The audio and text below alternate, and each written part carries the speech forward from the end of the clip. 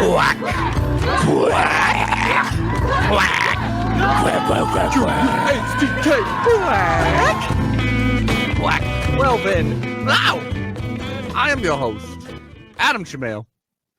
I'm Aaron C. Schroeder, baby. That is right, and I'm Adam T. Chamail. There we go. And this is the Quack 12 podcast, the most official, unofficial Oregon Ducks sporting podcast on the web footosphere. And Aaron, we had a classic heart attack game, my man. And I'm going to get this take off right off the bat. Nope. Right off the bat. I have to interject very quickly. Okay. I'm super sorry. We have a lot to get into. But right now I just need to say, hottest take takes over, so you go. You know our super badass logo right here? Yes. When it's on during the intro video, people can't see me making that bucket. Oh no. And so it's being hidden whenever I totally swish that thing. We gotta file a complaint. Yeah, we gotta file a complaint. We gotta go to the editing department. Thank you so much. H&R completely stalling this podcast to bring that up to our audio listeners. Yeah, I agree. Thanks, buddy. I mean, it's a good shot. Okay, you got to see that it's a perfect shot. That's all how I'm much saying. you missed that shot. It was a perfect shot. That's all I'm saying. I want the people to see it. By the way, now Oregon then, men's basketball shoot from the barely survived a game against Portland. Like, it was the nastiest game I've ever seen. Okay, actually, both these, I don't think we talked about it since last week. There was two Oregon games that I actually had a freaking thrill with. Both of them were supposed to be easy wins. One against Wisconsin. That's what we're mainly talking about today. Oregon men's basketball were like 20-point favorites over Portland, a team that we usually just run right through. And they had like a 14-point lead for like the majority of it. And it was only till like the last like 6 minutes we finally got our head out of our asses and we forced it into an overtime. Jadrian Tracy was freaking phenomenal. It was very fun to see. Keyshawn Bartholomew. I like love the men's team, and I just bring that up. And then we go into overtime, and Portland doesn't score a point in overtime. Like, we were the better team. It just took us like the last 5 minutes. And I just want to say, both these games are the same, as in I kind of love, like, especially after going in the rut of being like, well, we're better than these teams, but we look flawed, but it doesn't matter. This was like, we look flawed, sure, we're better than this team, but every second counts. And I thought it was a thrilling watch. I think it's really easy to, I mean, could we lose whatever game we play in the future, like against anybody? Yes, but I will say this too. This is a really easy performance to write away for a number of reasons. One, it was in Wisconsin and they were fucking ready to go. Bro, that stadium. Yes, it is intimidating. Was like, I don't know that I saw too many Duck fans in that. I mean, I'm there were, but not to, they weren't, it wasn't like a Stanford every wide situation. shot I caught on the camera. Oh, yeah. I was like, good God, that is a lot. Dude, they drink beer, one team. They eat cheese, and they watch football in Madison, Wisconsin. And I mean, I love holy Madison, cow. and I think it rips. Oh, me too. And like, that was the game I circled because it's like, wait, like when the season started, because even though Wisconsin is not a powerhouse at this moment, like they're definitely having a down year. It's like, wait a second. So this will be the 8th game in a row. That's a lot. 8th game in a row the Oregon Ducks will be playing, many of which are cross-country trips. And then this one is happening, like the end of this 8-week stretch is in Madison, Wisconsin. Yeah, no, they put us to the fucking coals on this one, my guy. But so that was, it was always a scary game. But the other thing is, Wisconsin, I think this is huge. This is literally huge. Wisconsin had a bye week before playing us. So they had a week of rest, and they had a week of like, how do we defeat the Oregon Ducks? And they looked like it. And the only other thing I'll say is no matter what the score was. Like at one point I was definitely like, okay, we're losing. We've lost. We've already lost.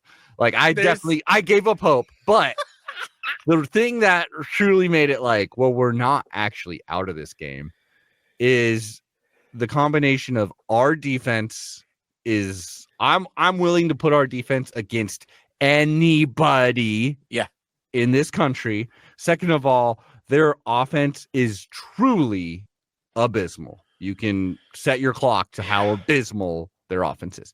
Take it away, Aaron. I agree. It's been the Quack 12 podcast. Question, however, how much the defense is obviously better whenever the offense is able to get plays that sustain long enough. Yeah. Interception free. Yeah, that end zone interception. Dylan Gabriel was off. He also came up with huge moments that if he wasn't an experienced good quarterback, that would absolutely not happen. We all know that 4th and 9. First of all, big balls Dan Lanning. Like on that final drive. What did you think about that? I like it because again, don't just think of Wisconsin. There's a couple of risky plays that I love because you shouldn't take the context out of the situation, as in you shouldn't go like, well, we're near the 50, like we're on 4th and 9. There's still some time. It's too scary. We need to punt this ball. Like, yeah, that logic makes sense, but going for it makes sense too, because you're going, well, this is desperation time. We do need a touchdown to score, to tie, and so this is a more proactive choice, and you got trust in your guys. You got to, but also it's you going, and I do not respect their offense. And their offense deserved no respect. Yeah. The thing that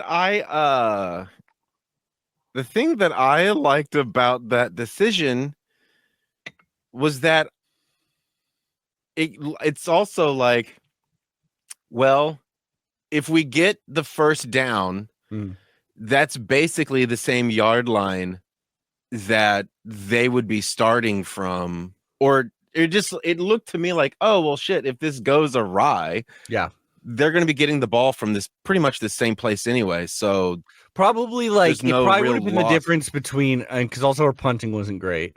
Probably they would have been 30 yards back. But what's the difference if you're like, what's the difference? It's like, they can't move the ball. So what's the difference from if they start here or there compared to the risk? If you get that reward, will be huge, and we scored a touchdown. Also, what do you think of this player? And I want to get your take on this. That final fake field goal. Final fake field goal. So, okay, let me set me up. This might be the play that I'm. This is our final offensive drive. I think this is what you're talking about, because this is them starting at the same spot. The final offensive drive.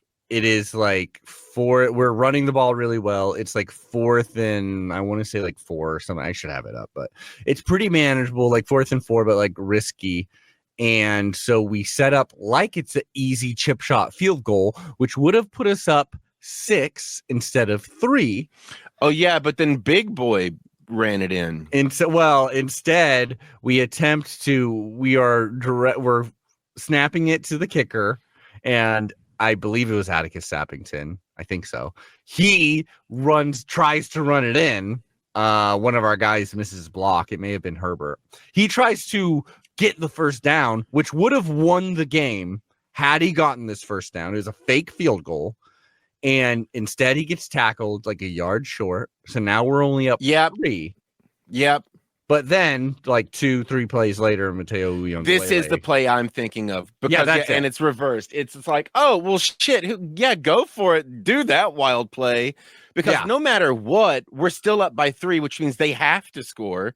They have to score a touchdown. This is about where they're going to get to start from anyway. So that's right. Yeah. Well, and the other thing is, like, if he gets those 4 yards or whatever it was, if he gets the first down, which he nearly did, like he was half a yard short, we win the game. Done. Badass move. Like, you just got to be down with the riverboat gambler that is Dan Lanning. Well, okay, and so this is a big thing that I think we really started broaching in a more serious conversation last week. And so now I have new questions, which is that when are those types of plays, how do I know when Dan Lanning is calling the play or when one of his lieutenants is calling the play? Good call. I mean, I think if it's a crucial game, like game-changing decision like that probably specifically was Dan Lanning being like, run the fake field goal. But it probably also is so much situational shit where it's like, in practice, they're like, by the way, we have this fake field goal. Like, they're practicing all these fake things and being like, in a situation, I don't care what the score is.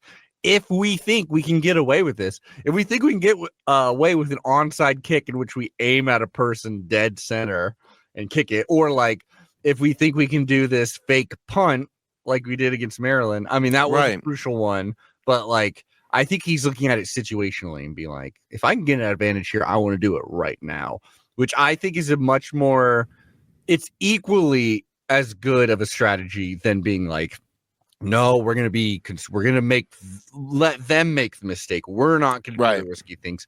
I think it's just like both of them have their advantages and disadvantages, but one is more fun if it works. If it works, you're like, this is the best. Is that as we lead, here's what's really cool. Maybe, I don't know. I'm trying to get into the headspace of a coach's brain, right? Because that's kind of where the whole game exists. So we've been, for the last few weeks, progressively showing that we have a plethora of tricky things that we can spice up any game that we feel needs a little bit more points in the Nielsen. So how many more do we have? That's question number one. Endless. But how many tricks does a magician have, Aaron? Hopefully he's constantly learning. How many whatever they're called, napkins or bandanas are in his sleeve, an endless amount, my man. Also, one other moment that I absolutely loved is their tradition is playing, jump, like jump around, jump up, down. Oh, that's their thing? Yeah, they play, which is great. I mean, that's fun as hell. Did you catch the moment where the Ducks, because it was showing the crowd going crazy, showing all the Wisconsin team, like justifiably so, is like, oh my God, the number one team is here and they're down by 7. Like, we may do this. And they're jumping around and flipping out. But then it cuts to the Ducks, and the Ducks are dancing too. And Dan Lanning honestly looked like way happier than you would imagine someone down by 7 on the road, like entering the fourth quarter. I missed that. Dang. Oh, it's such a good moment. And then the only person not dancing is Dylan Gabriel, who has a stone cold face and is clearly being like, I need to be in the moment. This is the most important drive of this whole season. Yeah. There's so much to complain about this game, including. I don't want to complain. I'm trying not to complain because honestly, hey, complain all you want, baby. I think my complaints just come from stupidity because I can't tell you who is third position secondary. Bro, we should score more than 16 points. Yeah, but here's what I'm glad about. Survive, but yeah, I'm glad for a week off. I think. Yep. They definitely needed it. They needed it bad. I also just get concerned whenever I see players going down, and they just kept going down in this game for us. I felt like. I'm like, golly, we are hurt. We are just ripping through these young ones right now. We're freaking hurt. Manning went down, who's in our secondary. He did go back in the game, though. That was really nice to see. Jamari Caldwell on that last amazing play. In which, like our D line is blowing up their line again, dude. The batted passes are amazing, and it won us the game. It literally won us the game. Yeah, I mean, that dude. Okay, here's another thing I was thinking about. Last week I also mentioned this whole thing that when you get to this part of the season, you start to see who the elite players are. Yeah. With the idea of saying, we are ripping and rocking with some great dudes, but we also still are missing those. We're missing Tez, the super elites. Yeah. Yeah. Jordan Birch didn't play. I think the homie showed up this week and was like, "Yo, I'm elite. I am up? him." You mean Mateo Uyunglele, aka Young Concrete? Yes. That's hella nice. Isn't that the coolest nickname you've ever heard in your life? Young Concrete. As someone who just blows up. Also, there was that one. Again, this is like in the fourth quarter when Wisconsin got nothing on offense. Mm-hmm. They were trying. It was like third down, like 3rd and 9 or something like that. They throw it to some, I don't know, Wisconsin clown, and he's running for it, and like one missed tackle, they get the first down, and who knows what happens. But Mateo with the shoulder block, like at first it looked like, okay, is that targeting or something? Because that hit looked so hard, but it was just Young Concrete coming in there and being a goddamn brick wall. Yeah, that was looking over him because you hear it just go pop. Oh yeah, and best form of celebration, by far best form of celebration, is when you do something really badass. And you just stand there like a statue, not moving. Yeah, and you let everyone else celebrate around you. Yeah, for the juxtaposition. Yeah, but you are just going like it's always the best move. Mateo got game ball. He should have. And I even loved at the end interview, Dylan Gabriel, because they were like, yeah, Dylan, come over here and talk to the camera. And he was doing his best to be like, I'm going to go grab Mateo. He's coming with me. Because Dylan Gabriel had some great moments in this, probably had a few more flawed moments in this, obviously. And, still won us this game. But he's like, no, we got to get the real winner of this game. Goddamn Mateo. Is epic. Hey, wait. Hey. Oh, also these refs were goddamn awful. Oh my god. Just reminded me. I think just reminded me of that. Yeah. I think it's something. They didn't know the game. They didn't know the rules of the game. They were calling the rule. There was such a great part in the very beginning of the game, where one of the announcers is like, I mean, they're being consistent. At least they're consistently wrong. Yeah, that was so good. I loved that. I was ready for them to I was ready for them to call a penalty on the forward pass. Like this was 1905. Like, no, you can't do that. What is this? It made me laugh really hard.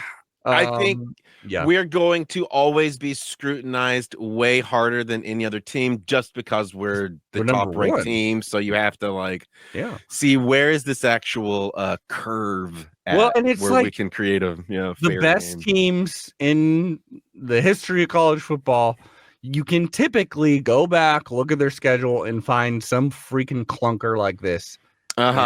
Survive your clunkers. You got to survive. I mean, yeah, what we saw was what you said earlier. We saw a group of kids who just got off an 8-week tour, basically. Mm-hmm. That is who are missing a few key players, and well, because tour takes lives, man. Yeah, fucking rock and roll, dude. It was absolutely just incredible. The 4th and 9 conversion too is a huge moment. Yeah. I freaking love this team. I'm so, like you said, the bye week could not have come at a better time. There's one more game, Aaron, for us to play, and we're going to destroy. If we were to win it, we are 12-0. The prophecy has been fulfilled. 12-0. And the show theoretically could be over at that point. We could end it before the playoffs. 12-0. That's all we're here for. Bye. Yeah. We got to win that natty, and I've been texting all the homies in Austin being like, dudes, for real, I would really like to watch a Longhorns Oregon national championship. I'd be down with that. Why not? Is that still in contention now? They did absolutely win, right? They're a top 10 team. I don't think they're top 5, but I should look it up. But that's all I want. They're about to play Texas A&M is basically their last big game. Oh, that'll be a fun game. which is now a renewed rivalry, don't you know? Mm-hmm. Yeah. No, that because they weren't for in the same real has conference drawn before. blood and taken lives.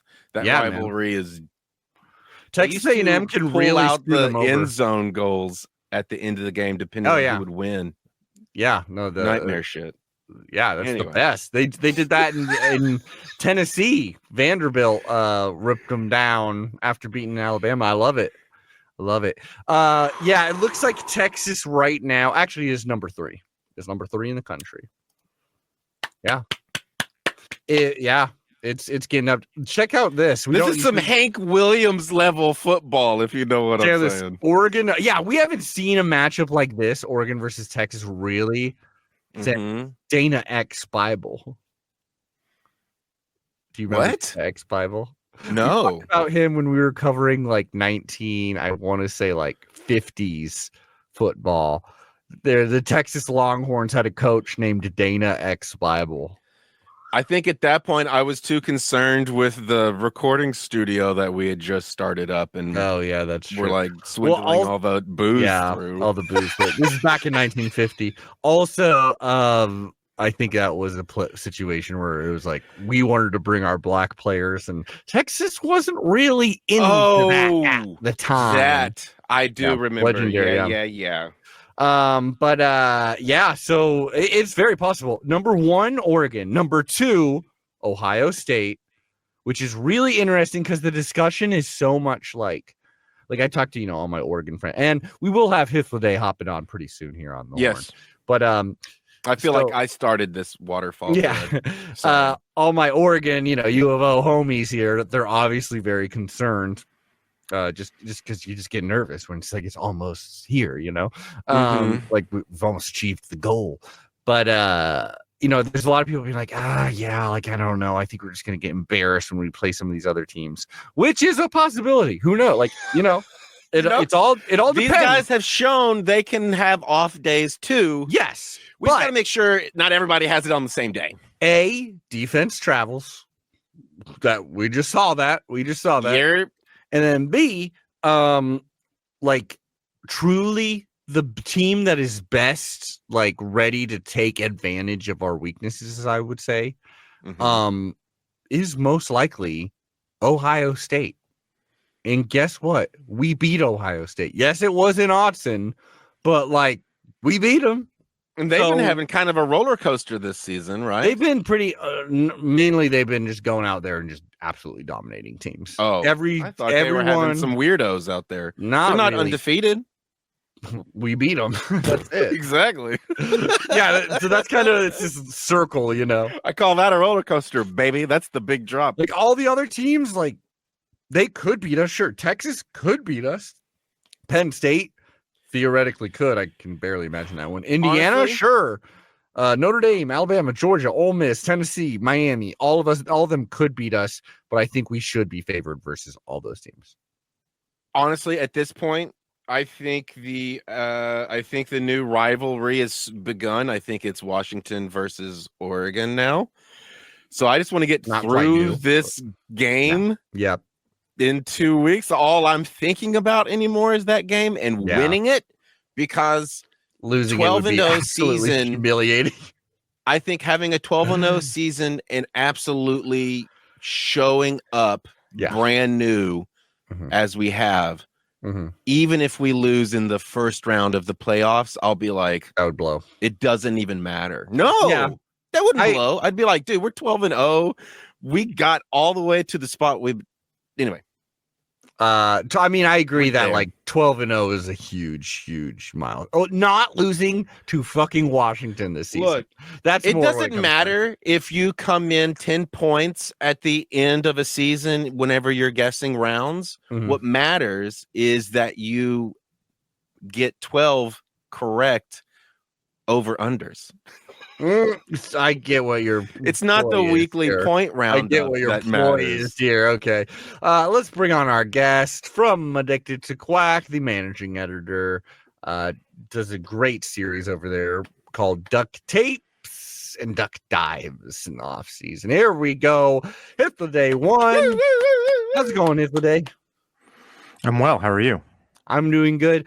I'm at a point right now where when you're watching a game and at a certain point, like when you're the favorites, you're no longer being like, well, it'd be nice if we beat them by at least 21 because Penn State did this or Alabama did this. That goes out the window and you're like, okay, this is going to be one of those games. Survive. That's all that matters, is survive. And so by the end, I actually love this game more than so many other blowout. Only because we won, though. Only because we won. I would hate this game otherwise, obviously. I unfortunately have documentation of my upsetness as I'm texting you while I watch the replay. Oh, sure. I mean, I was upset. Yeah, it was a great game because we won. Nearly given up hope, even though like our defense was so good combined with their offense being so inept that I was like, there's always a chance they could be up 14 points, 17 points in the fourth quarter. And even though we looked so bad on offense, there is always a chance that we could win with our defense and like what we do typically on offense. But there was a point where I'd given up, kind of like, okay, this is going to be a loss. I had a third quarter glaze. There was a third quarter glaze that went, just going to let it wash over me. Absolutely. But then jump happened and we all were down. So I'm actually like thrilled with this game. My favorite game of the season, probably, like even more than beating Ohio State, because I was just on like I'm in love with this game. I would love Hythloday to just like, if there's anyone that is you are furious at, whether it be Dylan Gabriel, Will Stein, Dan Lanning, I would love to hear it because I need a bucket of cold water on me. Yeah, coaching staff, let's talk about it. Yeah, like why did we only score 16 points? Why are we misusing Jordan James? I mean, I'd like Jordan. I liked more Jordan James, certainly. Yeah. I mean, well, look, the major reason that Oregon doesn't score more points, like if you look at the fundamental.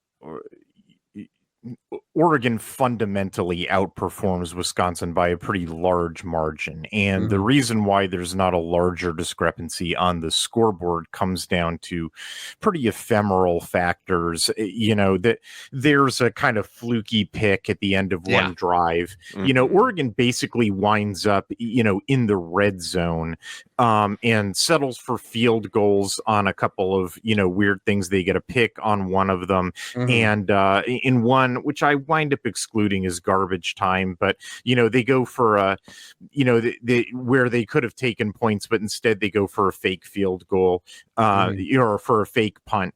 If that pays off, they can ice it. There's basically some ephemeral stuff at a couple of points. Terrence Ferguson tripping out of nowhere. Yeah, exactly. There's a number of sort of goofy stuff in this game, all of which have to happen in order to keep, Oregon from cracking 20. And frankly, if you look at the fundamental per play success rates and explosiveness rates differential, this game probably should have been closer to like 31 versus 10, which is what we usually average. Yeah. I mean, honestly, this game on a per play success and a per play explosiveness, rate probably should have been it was almost identical to Oregon's, and the only thing that about that almost is just, look, 8 games without a bye, playing in the cold in Wisconsin, this team sort of needed a break. And the sort of the attrition stuff, it's both, you can both see the attrition in terms of missing a couple of players, like, Oregon is out both its best receiver and its both defensive player, which sort of somewhat poetically, I guess, both happened to Wisconsin too. Like their best receiver and their best defensive player get hurt and miss, by the end of the game. This is one of those games that at the end of it, I did feel a little like I was like, Ducks number one. I want Ducks to win in this game, but you did have to feel a little bit bad for Wisconsin, where you're like, if this was not Oregon, I would be rooting for them so hard. Their fan base deserved this one. Their defense deserved this one. Their offense was like, there's just no way in hell that you're going to win this Which, game. all of that is, in line with predictions and is in line with the thing that we, say every week, which is that, there's only one team that's capable of stopping Oregon, which is Oregon. And the number one thing, in this game that's, arresting Oregon's progress is Oregon. Now, there's a couple of things. One is, and if there's something that's worth keeping an eye on, or that, I'll probably wind up writing about or make Tristan write about at the end of the season, is the overall offensive line performance, and try to tease out the injury status, the replacement guard situation, or whether this line is just a downgrade from the heavy Cristobal lines of previous years. Sort of teasing that out is going to be, a project. But like the run blocking grades have not the arc of the run blocking grades have sort of, I was expecting them to be better by now, and they haven't been. Now, whether that's an injury based thing / the 8 games without a bye thing, or just the line's worse, is kind of, I don't want to weigh in on that one right now. Especially tough after 2 of our opponents are coming off buys, are a little exactly. Well, that's another sort of factor, right? Exactly. But it is worth noting that that was what we saw about Wisconsin, was that their rush defense was just, it was in the toilet. It was like 42% success rate. And lest anybody think, oh, that was just the Iowa game in which Iowa ran all over them. Actually, I wound much, the Iowa game doesn't, number one, that game went into garbage time. So it's not a huge, an overly large amount of the sample. And even if I just exclude the Iowa game, even if I exclude the Iowa and the Penn State game, the phenomenon persists. Their rush defense on a per play basis is just not good. And Oregon was just not getting as big of a push against them as you would have expected. So that's sort of, that's kind of, that's something worth, keeping an eye on, is Oregon's rush offense as dominant as it was during the Cristobal years? So, or was this ephemeral sort of factors that have to do with, fatigue and so forth? That maybe this will bounce back, it'll be interesting to see how they play against Washington, which has on a per play basis almost identical stats. All 3 stats that I track from charting in terms of, rush defense.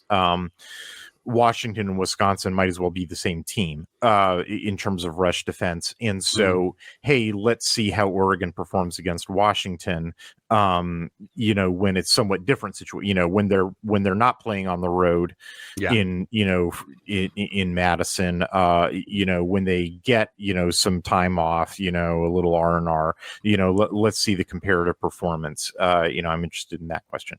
But then that takes me, Aaron asked, am I mad at anybody on the staff? And the answer is, yeah, I am. I'm mad at Will Stein. Because this wasn't a good first half game plan. It really wasn't. Can I ask you a question about that? Sure. Would you pin responsibility? Sure. Would you say at the end of the day, would you pin the responsibility on our inability to convert when we get to the red zone? Would you put that on him or on the fluky stuff? No, red zone stuff is that's it. Red zone is always kind of weird, simply because there are so few opportunities. The data set for red zone is just smaller. Got it. It's just harder for me to do a data analysis in a single game of red zone performance, because you're talking about 9 plays. Right. But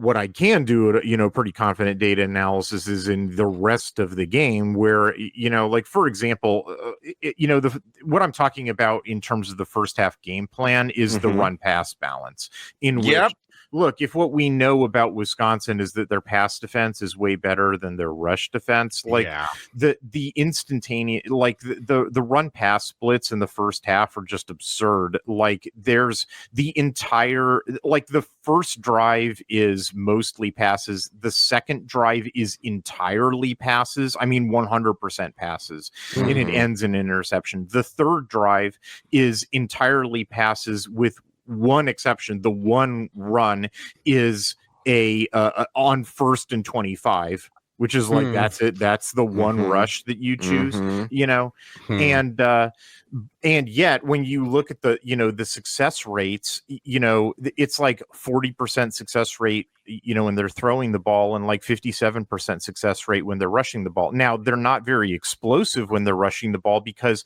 you haven't worn down the rush defense yet. And if you look at Wisconsin's games against Penn State and you look at Wisconsin's games against Iowa, like, you know, I know eventually, you know, Penn State and Iowa pull away from them, but they don't really pull away until the third quarter, because that's when, like, if you look at Wisconsin's, you know, defense, it's like they have a couple of good starters, but the problem is the backups suck and the starters get fatigued, which, by the way, this is all in my Friday preview article. You have to hammer them with the run, with, you know, it's like efficiency run, efficiency run, efficiency run, efficiency run, explosive run, explosive run, explosive run, you know, that's what you get. And guess what, guys? If you look at the Oregon versus Wisconsin game, that's what you see. The explosive runs all start breaking, you know, in the set, you know, you start. So by the fifth drive, so by the fourth drive, what does it start out with? You know, it's 2 6-yard runs. So then in the fifth drive, you know, when they start really rushing, you get a 9-yard run.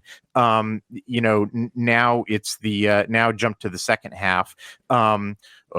He goes for, you know, a bunch of passes, you know, for the seventh possession, but then eighth possession, 8-yard rush, 11-yard rush. Then the next one, a 22-yard design rush on an RPO keep.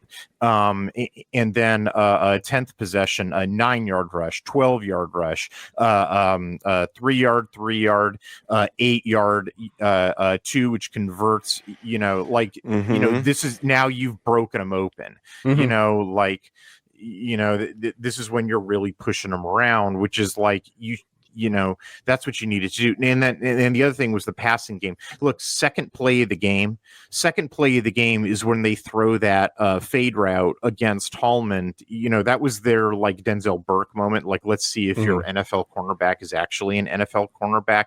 And Dylan Gabriel underthrows it. And so they give up for the rest of the game, with the exception of that 1-2, which I don't even think that was a called shot. Like, I think that Gabriel made that one up, but that was the one you're referring to where he slips. Well, and then that was a tough one too. When you're like, Wisconsin's playing single high this entire game. Like a lot of time, they switch between single high and 2 high, but they're in single high for this entire game. And Oregon never punishes them for it by taking the top off. You know, because they just give up after that second throw when Gabriel underthrows it. They're like Stein just like he cuts his own balls off. He's just like, I'm done. Oh, I'm sorry, I'm done. I'm afraid of this. Basically, what I'm saying is this entire game plan was nearly identical to the game plan in the Pac-12 Conference Championship game against Washington last year, where he simultaneously, against a defense that can't defend deep passes. Wisconsin's a little better than that, but they are playing single high, so you should be, you know, punishing them for that, and can't defend efficiency runs. Stein like chooses to do neither of those two things and just does the one thing that Wisconsin can defend, because they have Hunter Wohler, who flies all over the field to get your throws to the outside and get your little intermediate passes, you know, and fails to establish the run. And it's like, this is the game to do run, play action. You know, Wisconsin is the team that's vulnerable to run, play action, run, explosive run, screen pass. You know, like this is the team to do it against. And it's like, you know, that's what I was shouting about against Maryland, against Tosh. Like, did you not watch film at all? Like this again, you know, this time it's on the offense. Like, did you not watch film, Will Stein? Like, you know,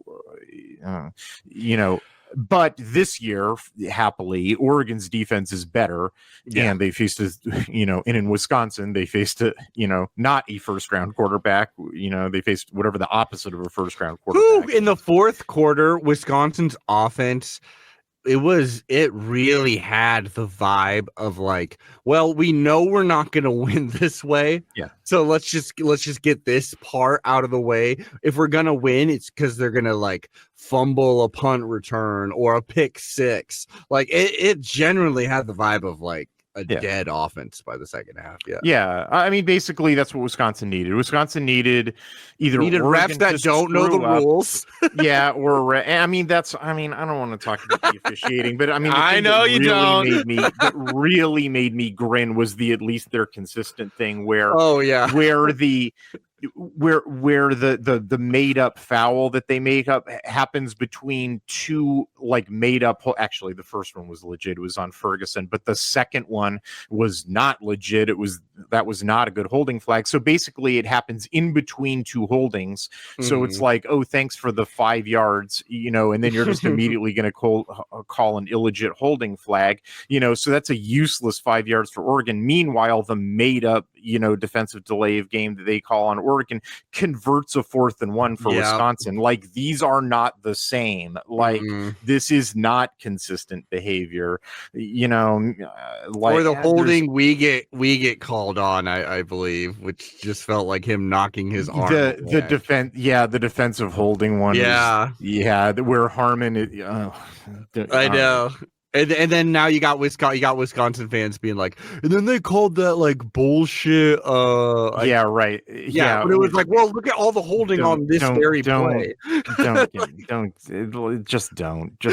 But it was a factor in this game. I tweeted.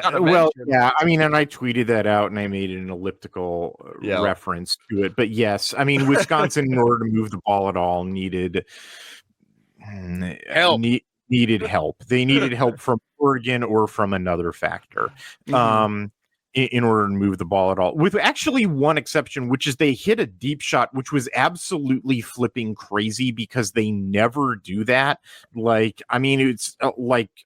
was nuts that they, on 1st and 20, not only did they never try that, but they never hit those, on the rare occasion when they do try it. And it was good coverage too. Like Dante Manning was on that coverage. Like it was, Andy had safety help. Like it's not like he got burned or anything. Like it was absolute. Like, if I'm talking about like, exogenous assistance, like that was like the angels smiled on them, man. And yet we still won. Shot. There's one other, like, as long as we're talking about like, wow, that never happens for Wisconsin, but it happened. Like they have a freshman running back named Dupree who like gets like, you remember we were talking to Rohan about this, where it's just like they put all their eggs in this guy's basket, where all the runs are going to Walker, and then the 20% that are remaining go to Dupree, but Dupree has these terrible stats. Dupree actually played a halfway decent game. It's like, the phenomenon of like, if you're a struggling quarterback, play the Ducks, you'll play your best game. Well, that didn't happen to the quarterback in this game. It happened to their freshman running back. Like he got the quarterback phenomenon, except it was the running back phenomenon. I have a clear my brain question, if you don't mind. It's a confusion point, and I have, just because I've been working on a theory.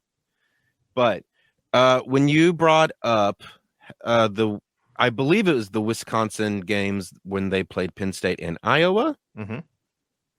Did you reference those because we should look at those as this is how you can beat them games by looking at how? Yeah. Did we adopt the same kind of play style that Penn State? And okay, we were doing a totally different thing than those two teams. Correct. Oregon should have adopted a model. I mean, sort of eventually Oregon did. Oregon eventually in the second half started to play a game that looked more like the Penn State and Iowa models. But like it was like those teams gave you a big fat glowing blueprint on how to smash the hell out of Wisconsin, and Oregon was like crumpled it up and threw it in the trash. Got you. And okay, it was like, Will, what are you doing? I think it's the other thing is I feel like, let's say that batted pass that ended up being a pick, if instead that hits the ground and instead we score a touchdown, then you could put this whole game in the category of like the Maryland and the Illinois and the whatever, where it's like, yeah, we didn't look that great, but we scored enough in the first half where it became a moot point because they can't, but like, that's why I started out talking about that is like, if you look at the fundamental per play metrics, like Oregon should have scored, Oregon was in a position to score more points where it's all over but the shouting, and then it's just protracted shouting. And it's just the fact that they didn't put the points on the board at the end of those drives. But we've been saying there's one other dude to shout out, though. There's one other dude to shout out, and his name's Atticus Sappington. Yeah. Where, like, baby boy, like clutch field goals, man. Yeah, no, almost won us the game too, and I love that call. No, he's the leading scorer in the game. Yeah, absolutely won us the game. But I mean, because that was him on the fake field goal, right? No, I was the holder, Ross. Yeah, the holder, Ross James. I thought so. I love that call, though. I just wanted to say, like, if you don't like that, you don't like Lanning football, And he knows. I mean, I was curious about what Lanning was talking about in the post-game interview, like the look that they got and that it was consistent and they liked what they saw. And I was curious about it. And he's right, actually, like the way that they line up in their shield, like, yeah, actually they should have converted it. And he nearly James did. He dives half a yard early. Like it's actually straight up on the execution. That like it's there. But can I go ahead? Sorry. If we, I just got a quick thing. If we converted there, we would have been robbed of the awesome batted ball interception to end it. So, which really gave Mateo his flowers. Like the defense of this game, like deserved that win. Aaron, what were you saying? I just can't let it go. I'm super fucking ADD on it today. I just want to posit my theory, and then I need Hythloday to tell me, that's not it. Is it possible that the aggravations you're having with the coaching staff with Will Stein, is it at all possible that there is a realm where what's actually happening is we're kind of giving ourselves war game type scenarios in which we figure out how can we make this a tougher game so that we can learn lessons on how to be. Let's win by just 3 points this time. The way you make a bulletproof vest is you have to shoot a couple of times until it stops penetrating. You know what I mean? So is it at all possible? I mean, it's possible. I've contemplated that. Because it's like, it is kind of wild. It seems like, okay, we're just giving ourselves scenarios, maybe. I don't think you do that on the road in Madison. But maybe you do because I don't think it would be very. I guess I'll put it this way. If that's what they're doing, they're even stupider than I thought. And ballsier. But maybe that was what Dan Lanning is alluding to at the end of the day. It's a very I'll tell you this, Aaron. It's possible that we're going crazy back here, y'all. It's possible that part of the frustration of being like, have you not watched tape? It's possible that the first halves of these games in which we're not maybe like, fully capitalizing is there being like, well, we have a playbook that we think regardless of who we're playing, we're going to whip this out and like, it'll work.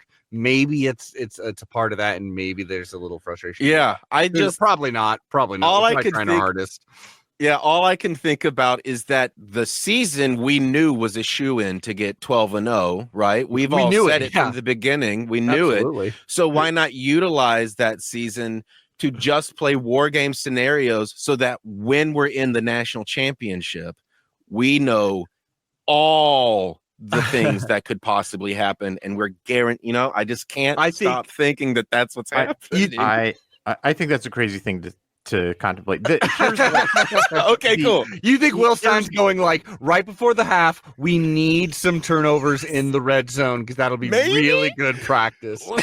Maybe. Here's what I'll say. Like, given I think that I think I told you it was a theory. I think that more Adam, your comment about, hey, look, it's more about just sort of ephemeral stuff. Like they should have just punched in a touchdown, and this would just be kind of, it'd just be all over, but the shouting kind of deal. Yeah, that. And then also, it's sort of more about like Oregon execution and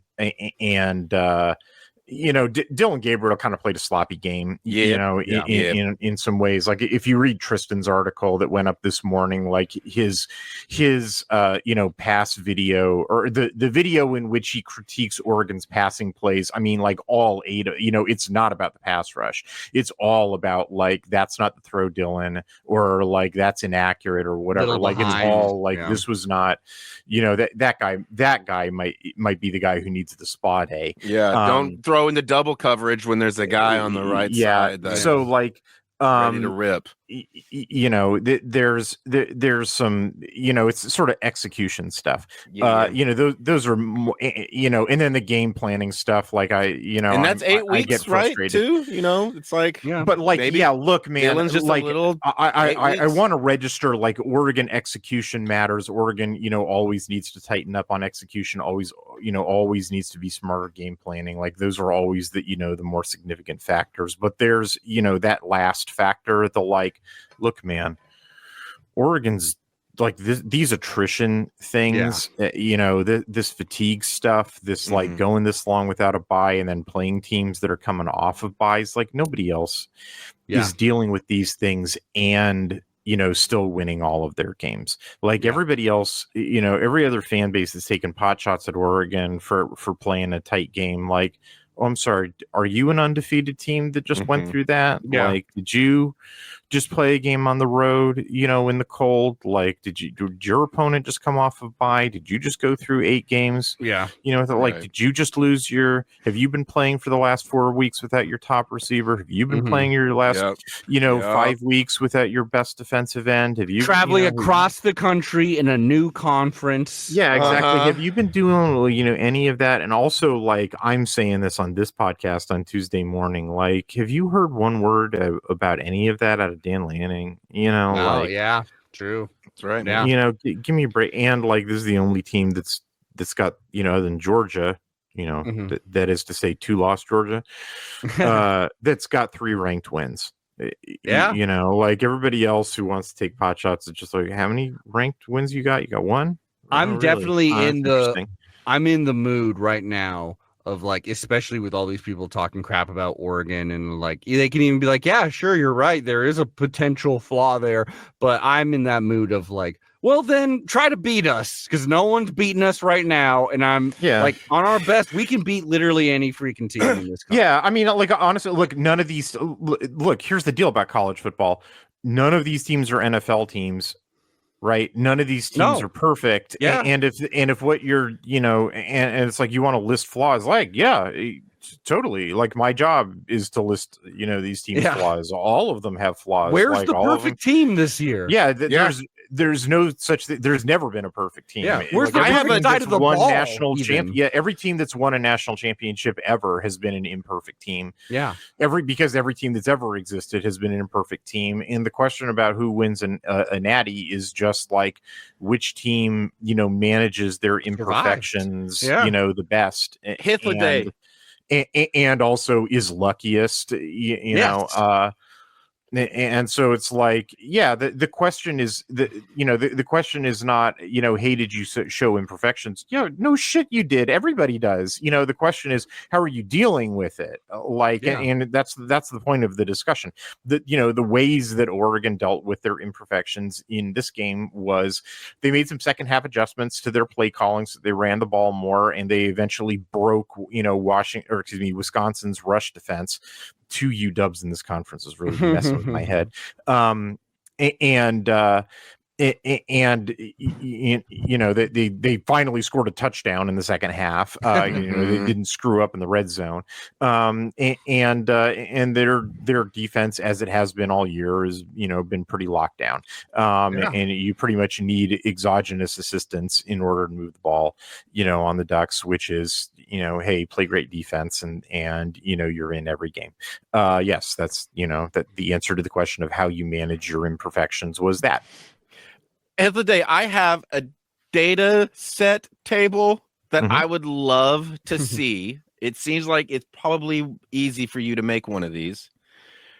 But thinking about it, so I'm going to give a little preamble before I get to the data set table. But thinking about it, I was hard pressed to think how often we as a team were not leading a game, which then had me thinking, oh shit, I would love to see just a lineup of from the winning team, how many minutes were they not leading the game? And just like Oregon actually only had 15 total minutes throughout the whole season where they weren't proactively leading the game. You know what I mean? Yeah, that is actually pretty easy to produce. There's actually there's a site actually that produces this, that they do a controlled version that's where they control it for once both teams have had one full possession. So they basically get a warm-up lap.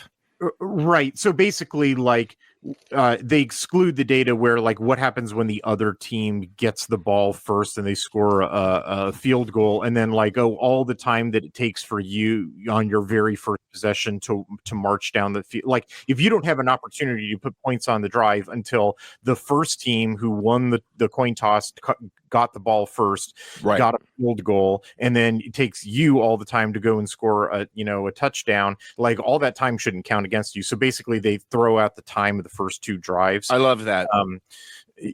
So you run that test. That data exists. It's easy. I would love it. Yeah, if you don't mind making me that, and that you could maybe share it with me. Actually, it's probably the college football playoff committee. It probably exists. Somewhat elliptically refers to this, but it's probably what they mean when they say game control. Yes. Okay. Like, that's probably the stat that they're referring to is simply minutes with control of the game. Got it. Well, with the game league control, ESPN. I'm looking it up because I'm super curious about that, because I feel like we would be right at the top of that list of, like, we've not had very many minutes where we've not been in control of the game the whole season. So, like, even though it sucks to watch it pile up in one game, fucking one, and we're gonna be 12-0, so it's no big deal. There you go. Anyway. Hith, I don't want to shortchange this game. We got a big slate that we need to talk to, because literally 16 of 18 teams are playing this week. Good God. Yeah, I know. But any other thoughts you got here? I mean, the defense played. I would assume this is a championship level defense right now, especially when you're not talking about Jordan Birch being out there right now. But what are your thoughts? The defense played excellently. I don't really have any comments. You bet your ass they did. Especially against Wisconsin, but, like, they had to play near damn perfect in this one, and they looked like it to me. Like, God. Wisconsin's not a difficult team to play perfect defense against, given how predictable they are. And I mean, they fired their offensive coordinator, the day after, which I heard that Dan Lanning has the secondary practicing in I think I heard this in boxing gloves to try to prevent like these holding calls. Like, it's like defend the ball with these boxing gloves. Like, I thought that was pretty cool, actually. Yeah, it beats me, man. On the season, the Oregon's hitting championship caliber metrics in every single stat, with the exception of, comes no surprise, they run a mint defensive structure and they're playing in the Big Ten, of so all 12 stats that I track from charting, they're hitting championship caliber in 11 of the 12. The 12th is that they're missing on is efficiency rush defense. But yeah, it makes sense with this system. And again, yeah, it's not like we're getting run through like exactly. They're in terms of yards per carry that they're surrendering an explosive rushing. It's still championship caliber. It's just giving up 4 yards when they would like to only give up 3. And they're sort of let's take Jaunty out of the equation too. No. Yeah, right. Yeah, probably pull the Boise State game out and they'll flip over. But but yeah, no, it's hell yeah on the season. All of this is very good, and especially once they get out of the Big Ten and start playing, the playoff games, where really their numbers are singing are the pass defense numbers. Where Jesus, which was a weakness last year. Yeah, this is it's what they set out to improve upon. But there are these past, on the other hand, though, they're playing the Big Ten. But their pass defense numbers, 61.5% per play success rate, 5.32 yards per attempt, and 9.9 rate of explosive plays, which are that's a national championship pass defense. And hopefully and pass rush that is helping it so much. Right. And then on the offense, just all of it, all 6 of the stats, they're getting, they're above 60% rush and pass.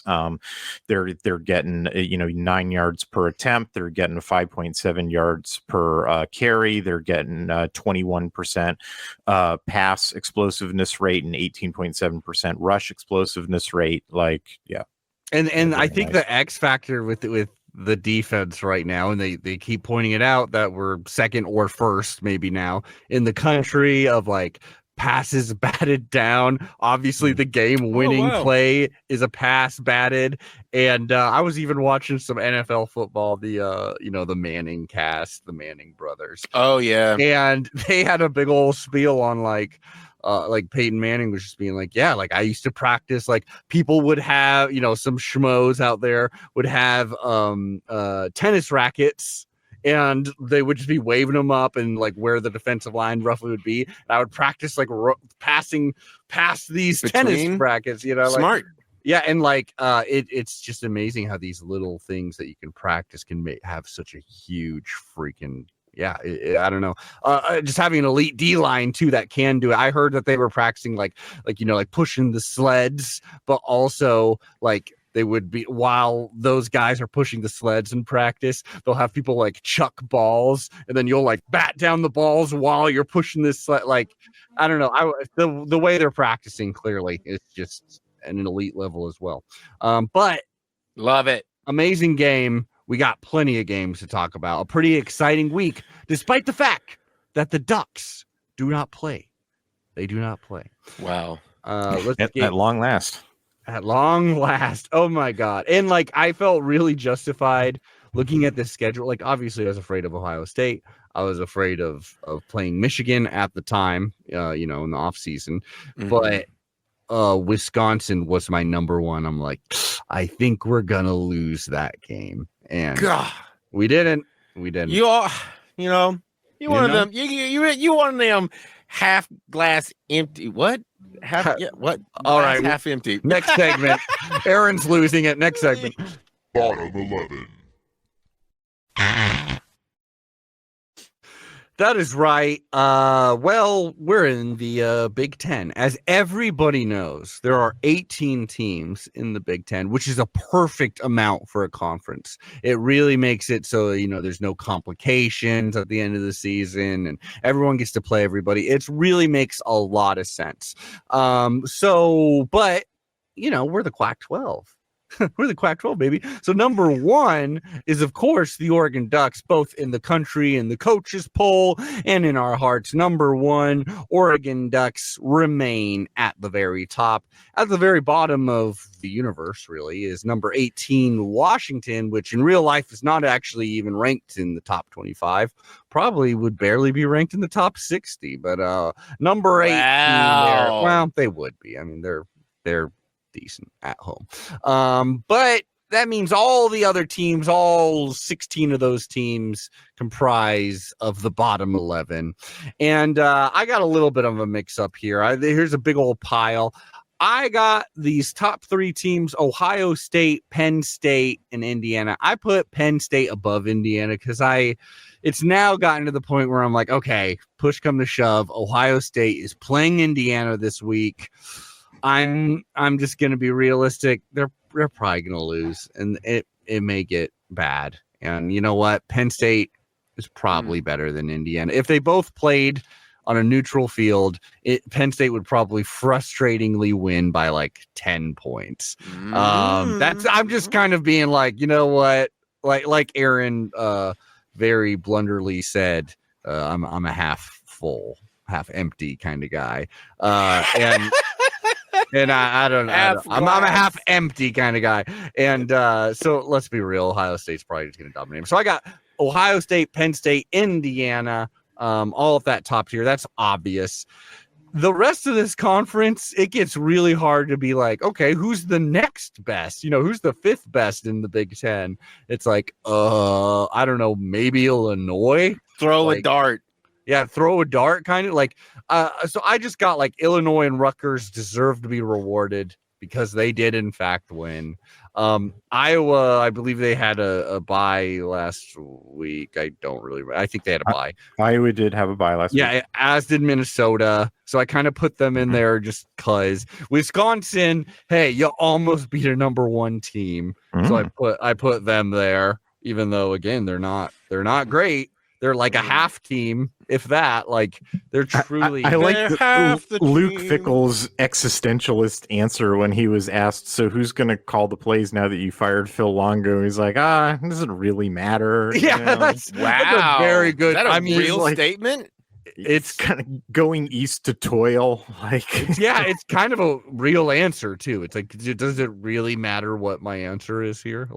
Did you see what we're capable of pulling off? Like, smacking himself in the face with the playbook in order to sting of pain will bring himself into consciousness of the present moment.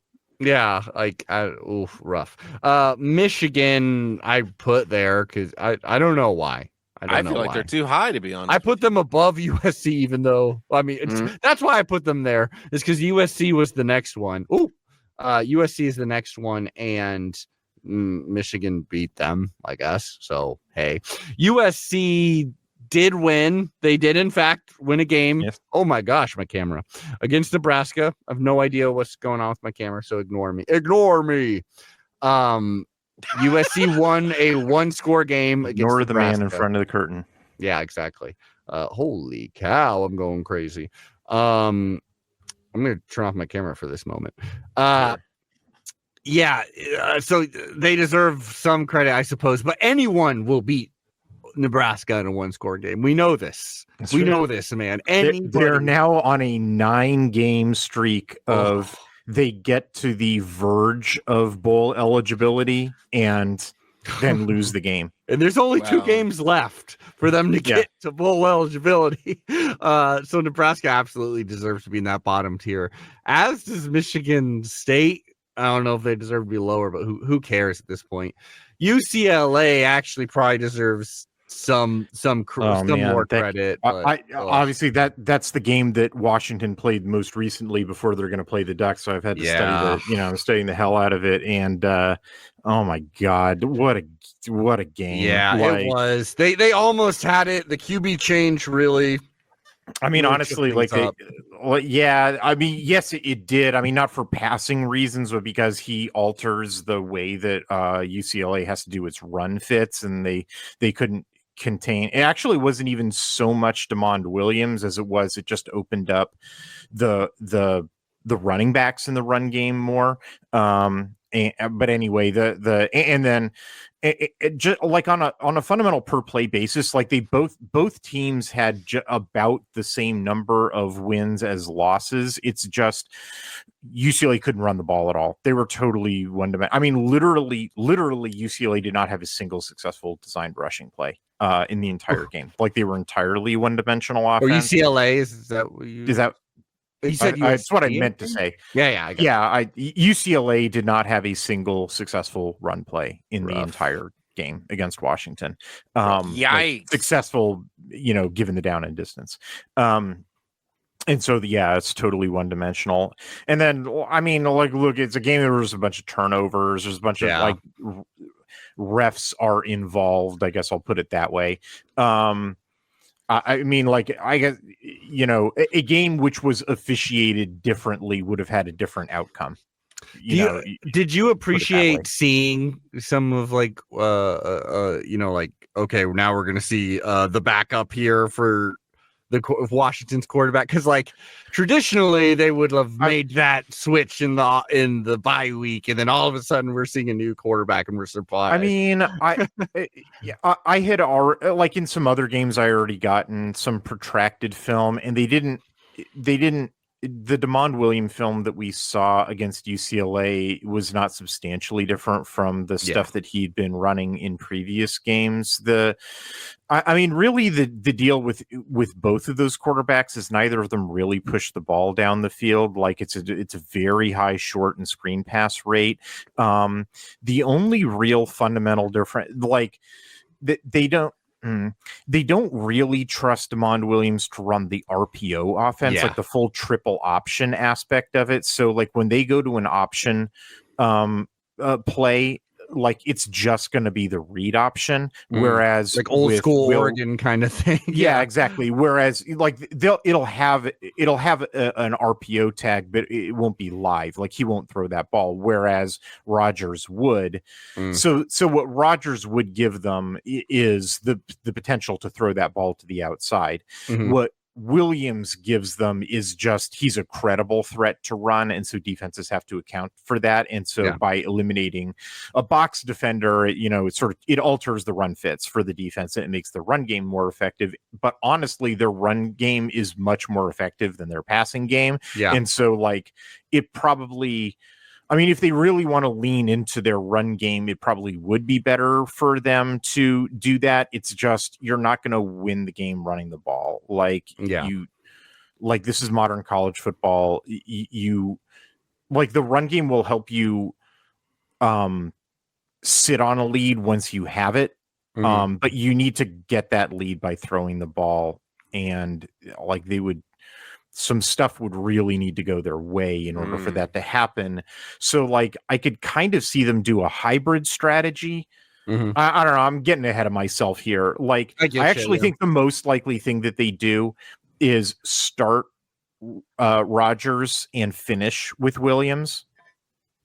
That makes sense. Which is sort of what they've done for the last several games. So which is you saying also like that we're going to have a lead, and then because like if they had a lead in Autzen and Will Rogers started, I think they're being like, okay, no, Will Rogers, this is your game. We always believed in you. No, but the smart thing to do would be if they got a lead with Rogers by throwing the ball to then turn around and try to sit on that lead with the run game. By finishing with Williams, because he opens things up in the run game, and try to eat clock and run the ball better with Williams. Like that would be the smart strategy. That would be smart. But they're on the road, so we know none of that's going to matter. No, I'm still horrified because just the potential of losing to Washington would just be always there. So ever present, so furious. And then otherwise I got like Northwestern, Maryland, Purdue. As always, they truly are. I'll give UCLA credit that they used to be in conversation for like, is this the actual worst team in the Big Ten? They are not anymore. They're at least plucky. They got a shot at being a bowl eligible. Fresno State. I mean, USC. I mean, I definitely think they can beat USC. I mean, the real question is like, what the hell is going on with USC with their new quarterback? Because like he starts the game looking like complete trash. Yes. And then he finishes the game looking really good. But then if you actually watch that game, like a whole lot of those are like absolute freak plays. Mhm. Like, dude, you should not throw that ball. And it's like it bounces off one player and into the USC player's hands, or like there's like 4 or 5 throws in this game where like Nebraska players are like, that's it. I'm going to go jump off a bridge. Like this can't be real. Like, dear Lord, poor Nebraska fans. I just can't imagine. I mean, I'm feeling it. Yeah, even you're feeling it. Yeah. So I mean, that is basically it. I mean, I don't know what you really want to say about. I didn't watch any Ohio State Northwestern 31-7. Actually, I did for a bit because Northwestern was up 7-0 for like honestly, like the bottom 4 games of this weekend. So UCLA, the Pac-12 games, are the interesting games, right? UCLA Washington because lunatics with knives. USC Nebraska because any game that's like the who's going to lose the 1-score game. Oregon Wisconsin for obvious reasons, but then the other games like the Big Ten games, like unwatchable. Yeah, but, I mean, and spoiler alert, week 13, same way. Yeah, like there's one watchable game, between the 2 good teams, and then everything else is just like intolerable, unwatchable. But skip those then. Well, it's unwatchable, but like if you were to put you had to put money on one of the teams, it's like, oh well, that'd be interesting. Like they're just bad teams. Look, we can do this a lightning round, man. Ohio State murdered Northwestern because of course they did. Penn State murdered Purdue because of course they did. Yes. Illinois beat Michigan State for exactly the reasons that we said it was going to. That Illinois manufactured turnovers, and they're just they're an average team, and Michigan State is kind of the only way I ever win games is to chuck prayer balls, and Illinois intercepts the prayer balls. Yes. Rutgers defeated Maryland because Maryland, I don't know, they only have 1 shot in them, and they blew it against the Ducks. I don't know. I'm actually kind of baffled that they beat Maryland, but who cares? Like, Rutgers is. Here it is. They turned the ball over 3 times. That's why. They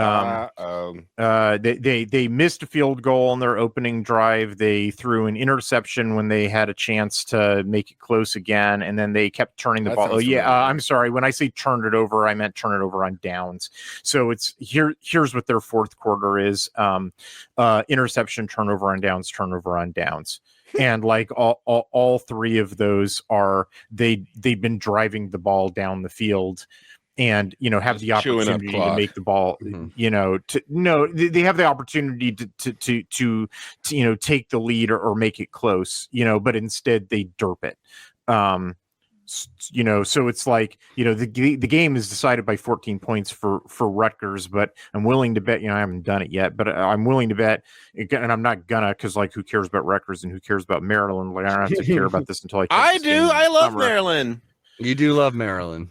But like, I'm willing to bet that when I break this down, actually, vamp for a second. I'll look this one up. I got something to vamp about. This is my corner I've had for the last like 3 to 4 weeks for some reason.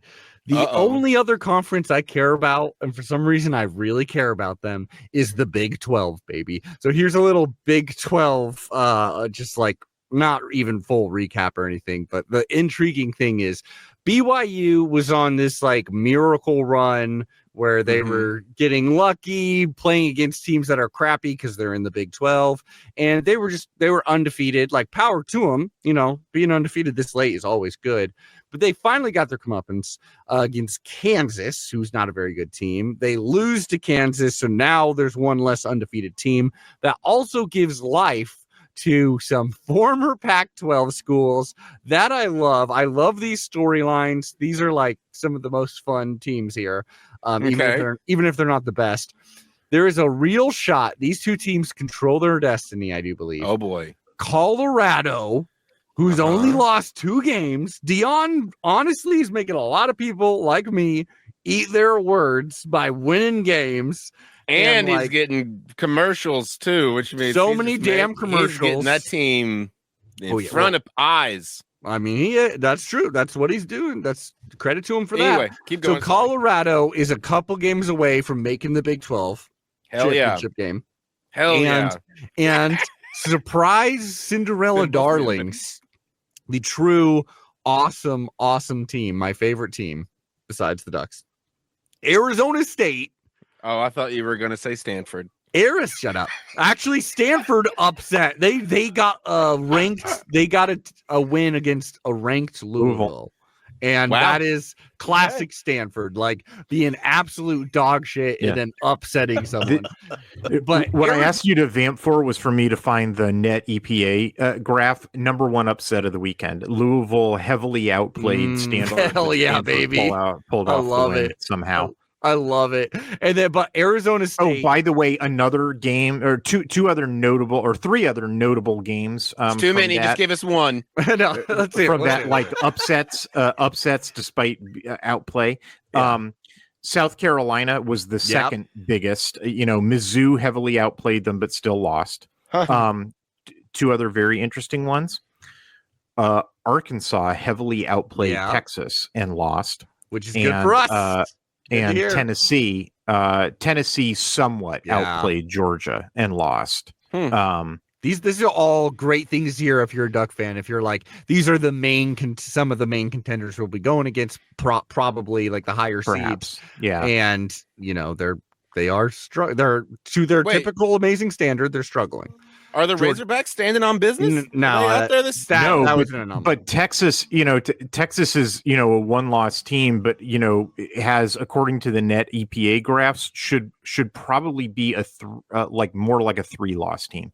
Yeah, their best win is against Michigan, which looks worse. That's probably not true, but okay, I don't one even of their know big their wins. best win is Michigan. Yeah. Like at this point, I don't even. It was like their best win might be Vandy. Yeah, honest. Wow. I mean, if they beat Texas A&M will be their best win. But like up till now, hopefully that is a fierce rivalry, baby. I love the idea of the SEC having only 2 lost teams at the top and having like 6 of them. That probably means 6 SEC teams. Yeah, right. Now, if that happened in the Pac-12, everybody would be pointing and laughing at they blow Pac-12. Up the Pac-12 for doing that. Yeah. On the other hand, when that happens in the SEC, Paul Feinbaum blows his stack that they're not all in the top 10. Yeah. But anyways, back to Arizona State. Arizona State beats Kansas State, a ranked Kansas State team that was like very much, a lot of people would be like, oh, they could win it all. ASU is the true Cinderella of all this. I want them to win the Big 12. He does. If they do win the Big 12, he absolutely deserves Coach of the Year. I don't give a shit about any of these other coaches. If he gets to the Big 12 championship game after being predicted to win, after winning 3 games the year before, having like a dead program, it felt like, oh my God, I love Kenny Dillingham. Anyways. Yes. The net EPA graph that I was looking up, the Rutgers Maryland game is basically tied. Does not indicate a 14-point win. Meanwhile, by the way, Oregon kills Wisconsin. Not a 3-point win. Yes. That makes sense if you watch the game. You're like, yeah. Let's get in to this week. Oh well, first of all. Let's get into our picks. It's time to pick the big bottom. The picks. Here's where we were last week. Hith had 89 points. Adam, which is me, was 2 points behind him, 87 points. And then Aaron, 77.5 points because he did predict a tie. Right. But as we figured out earlier, it's not about your accumulative through the season. It's about, did you get the over-under? Well, I'll tell you this, Aaron. One reason why I was excited about that Ohio State Northwestern game for a minute is because we said last week, you chose Northwestern, and we said if Northwestern won, we would give you 12 points. Yes. And for a chunk, like into the second quarter, Northwestern was up 7-0 against Ohio State. That really quickly changed, especially with like a blocked punt and stuff like that. But I was like, oh my God, is Aaron going to do this? But no, it in fact didn't happen. And instead, the Beavers. Hythloday, your NASCAR's going. Oh yeah, no, the renovations on my building continue. Aaron, Sorry. we should. I mean, I'm sorry for you, buddy. We should not be hearing a chainsaw because Oregon State scored 0 points. Yeah, they got absolutely hammered by. I've been, because Oregon's got, Oregon State on the schedule. Yeah. At least until the Beavs quit in a huff. I every week I record the Beavers game and it goes in my film library. So every week, and because they're usually on some weirdo network, I have to do all the video editing, to clip out all the ads and so forth, because I got to get a DVR rip of it, and so I'm every Sunday morning, that's what I'm doing, is watching in fast motion as I clip out all the ads of the Beavers game. And this one was particularly enjoyable. It was all the Air Force, because it was at Air Force, it was Colorado Springs. So periodically CBS Sports goes and shows the beautiful vistas of the mesas and the snow-capped mountains and Native Americans and so forth. And then it goes to the the cadets who are going nuts about beating a quote unquote power program, and then sad Beavs on the sideline. Oh, it was great. Oh, it was real fun. That's Sunday morning. Even Wazoo has abandoned their one brother, where Wazoo's coach, Jake Dickert, is just screw those guys. He's like, I don't know why people keep lumping us in with those losers. We hate those guys. Of course, Jake Dickert kind of dropped the ball. This, that's another. By the way, that net EPA graph, number 3 on that, got outplayed and lost was UNM beat Wazoo. That's actually the upset of the weekend.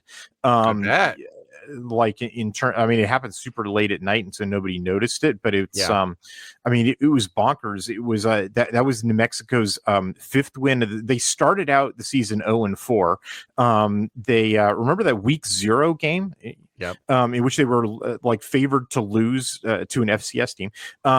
So they started the season 0-4, but now they've got 5 wins and they just need to beat Hawaii to go bowling. Wazoo's probably out of the playoff hunt, as they were already in an uphill battle. They are. And also New Mexico had not beaten a ranked team since 2003. It's been 20 years since they beat a ranked team. They down bad. That blows. That's longer than I've been alive. Yeah.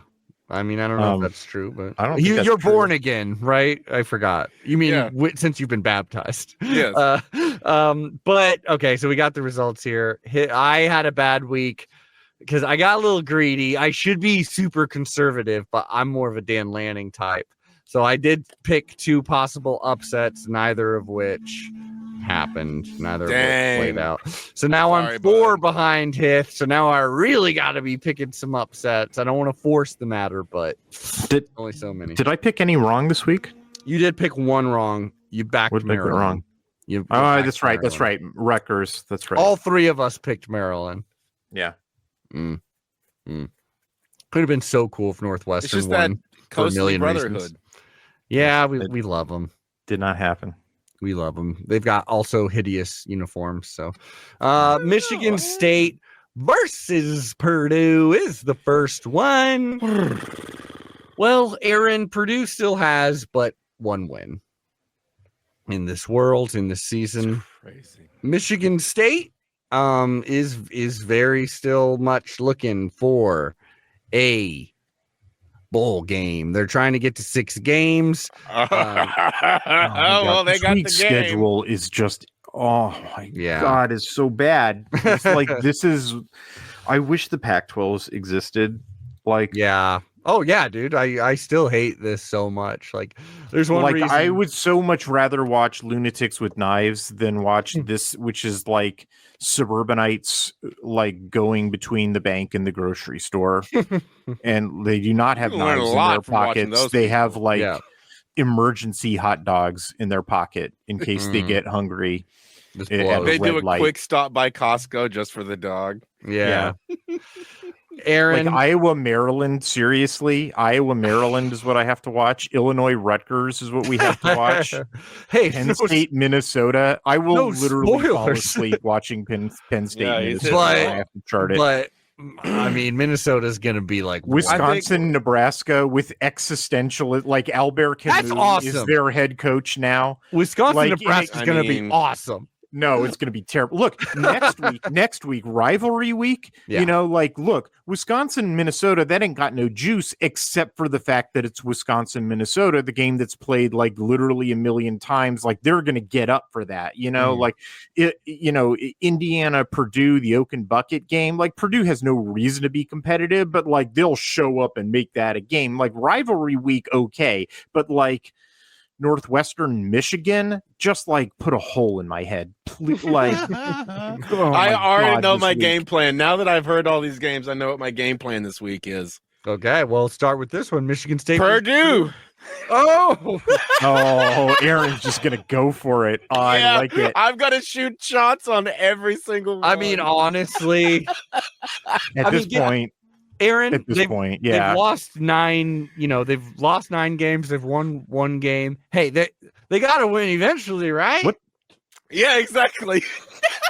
I mean, Michigan State is what 4-6, right? Yeah, 4-6. Right? They I desperately. mean, they got to need go this game. perfect to make a bowl. What they Yeah. got this game? What's their final game of the season? I actually don't know. I can look it up real quick. Yeah, you look that up. Their final game. But against Purdue, I mean, hey, You're going Michigan State, right? it's not Their final game is Rutgers. So Michigan State, I Yeah. mean, it's definitely doable. It's definitely doable that they beat Purdue and Rutgers to make a bowl. So, like, I should think that Michigan State would be pretty focused on Sure, winning this so. game. Like, they probably won't slip up against the worst team in the conference.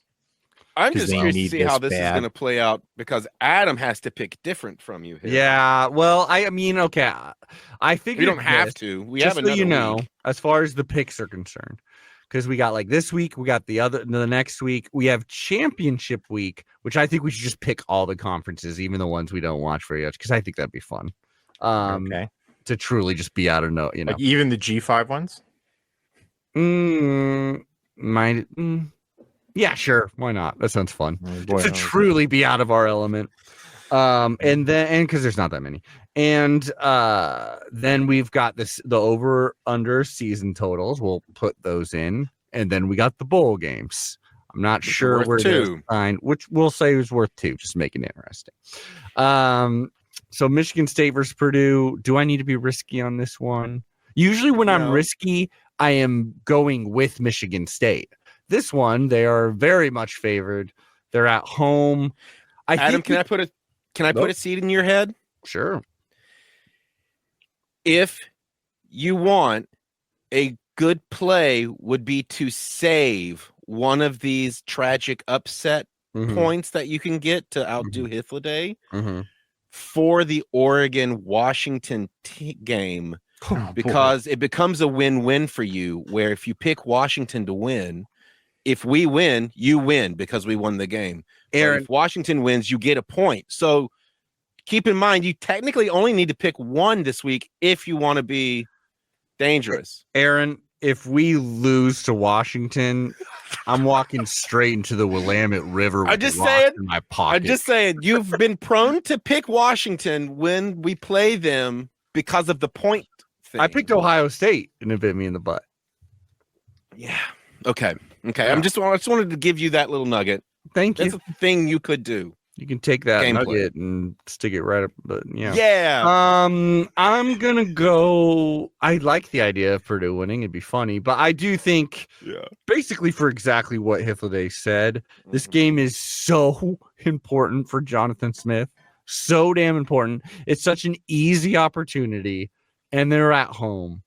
They're like, it's the difference between just like goodwill towards next year or bad will towards next year. This game is so freaking crucial for him. Yeah, I'm going with Michigan State. I do think they'll have enough juice. I do think it'll be closer than it should, but yeah, I'll go with Michigan State. What about you, Hith? I've got Michigan State. Makes sense.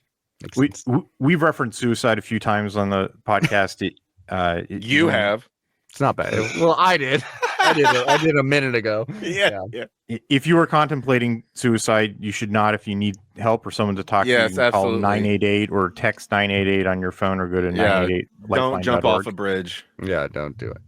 Don't do it. It's not worth it.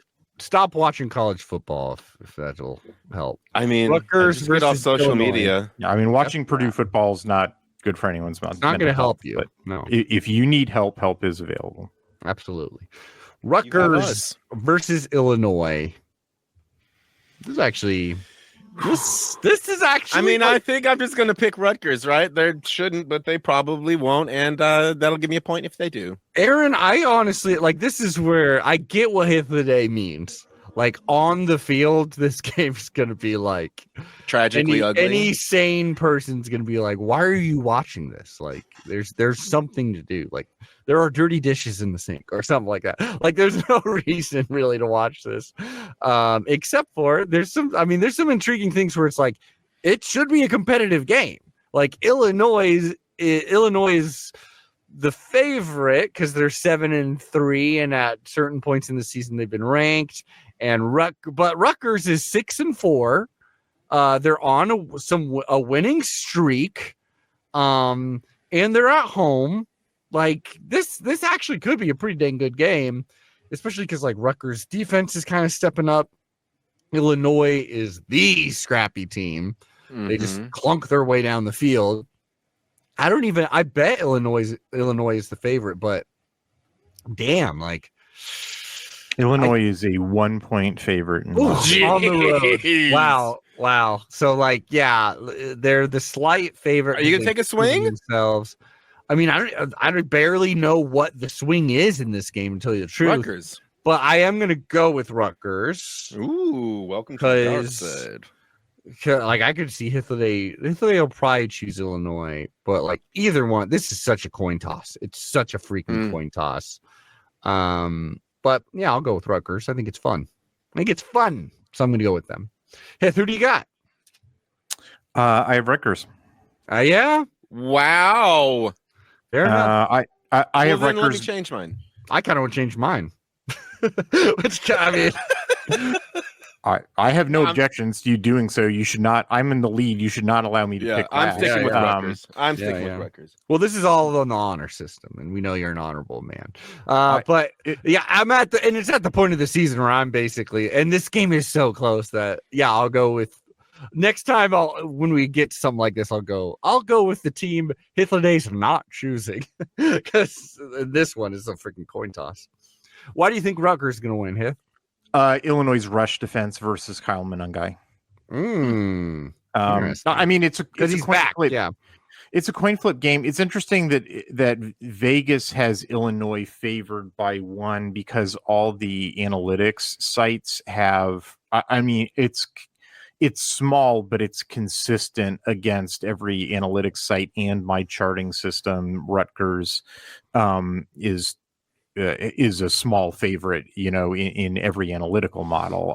So it's interesting that Vegas has Illinois as a slight favorite. I'm curious about why that is. But I just see the matchups. I mean, if Illinois wins this, I would expect it's because Kaliakmanis throws a bunch of picks. But I just think that Illinois is probably gonna Rutgers is probably going to keep it short and not, because the way that Illinois manufactures its interceptions is on deep stuff. And I think that Rutgers is probably going to keep it short. Yeah. And try to avoid that problem.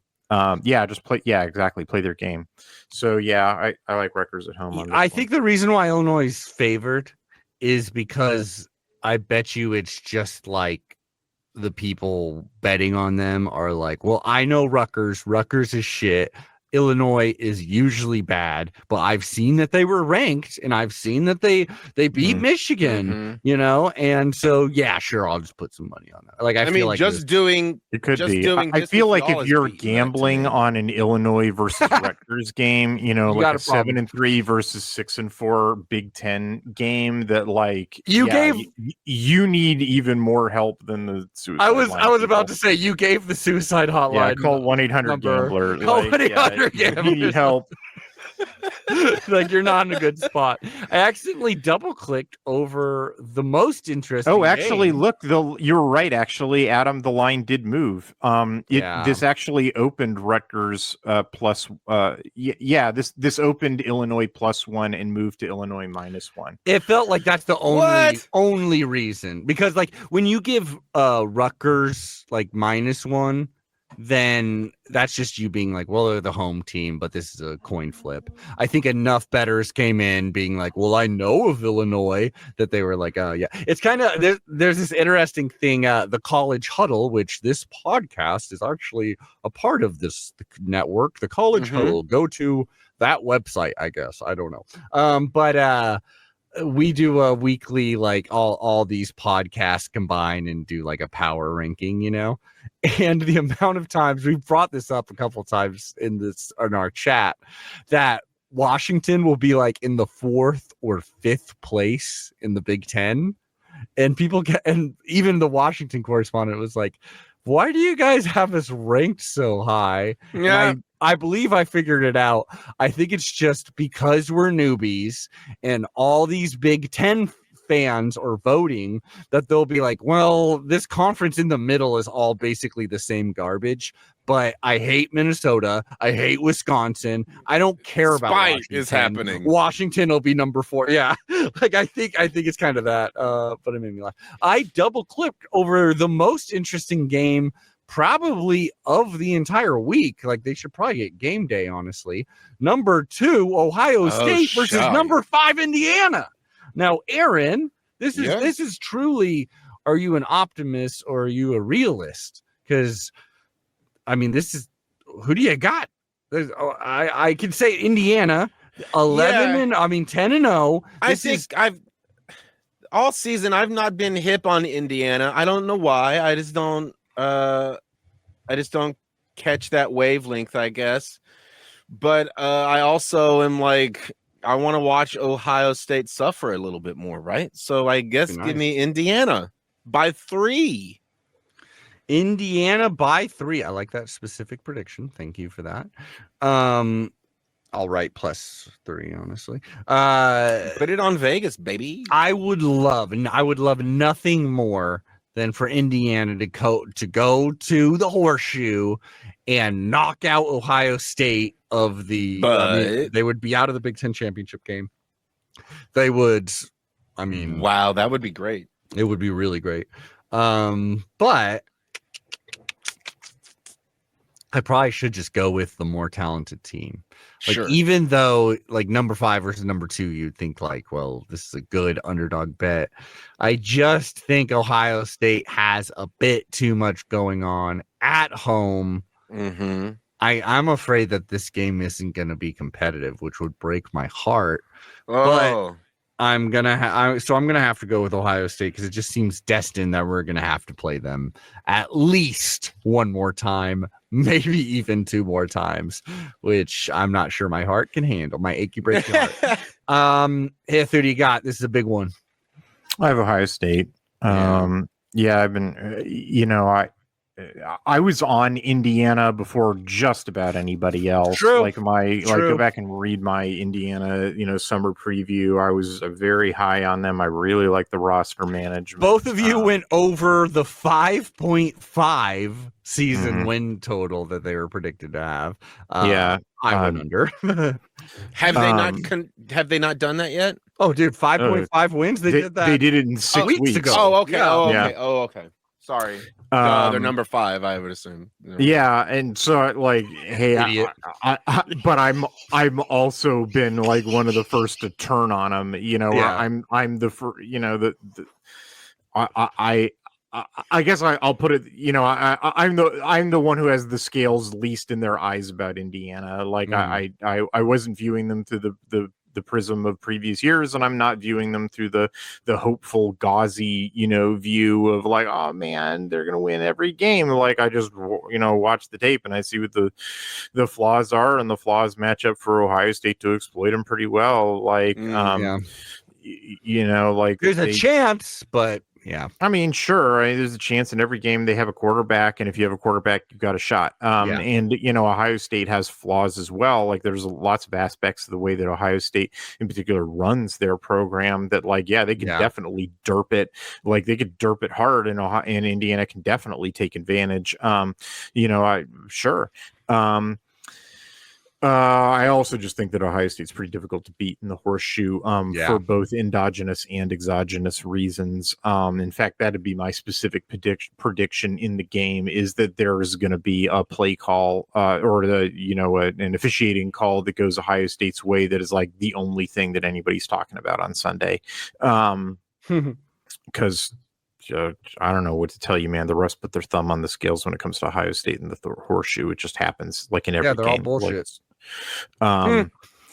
And not to say that will necessarily decide the game or that it'll even be relevant to the outcome of the game, but it will be the only thing that anybody's talking about on Sunday. Oh my God, Indiana's best player, defensive player, will be like taken out because of a targeting call that was bullshit or something like that. Yeah, or there'll be some like Indiana will go to convert. They'll have clearly converted, and the refs will mark them short. And Ohio State ball, game over. It's like, but Indiana would have had to score like 2 touchdowns in order to win. They would have had to get that conversion and then like score 2 touchdowns in order to win. But then now the internet gets to talk about they would have guaranteed won the game if they had gotten that conversion and the refs just declared the game over. Something like that.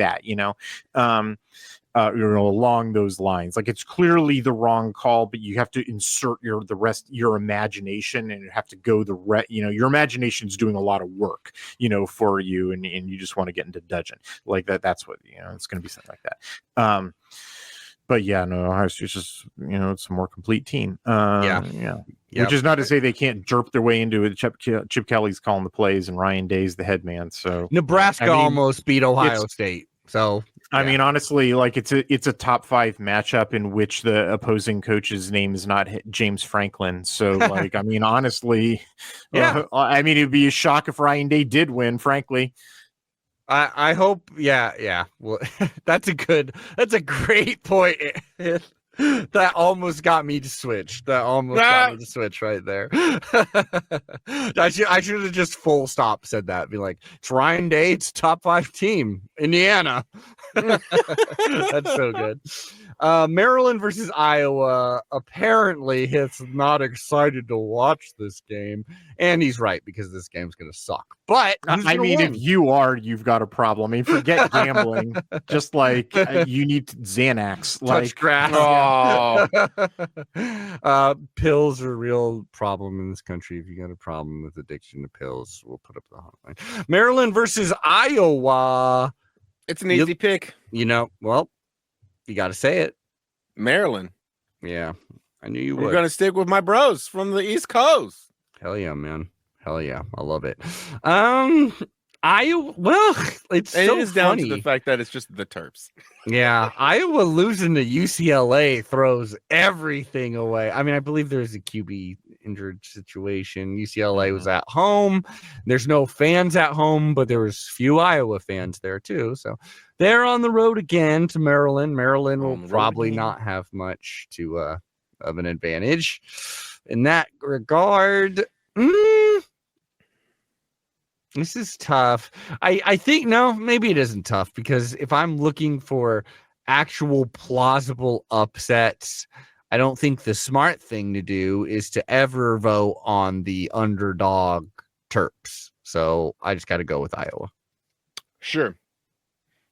Makes total sense. Who do you got, Hith? I have Iowa. You're right about the quarterback situation. This week they're getting Cade McNamara back. Nice. QB1. Not that I've ever been in love with Cade McNamara, but I mean, he's not a 5th string linebacker. Mm-hmm. So yeah, and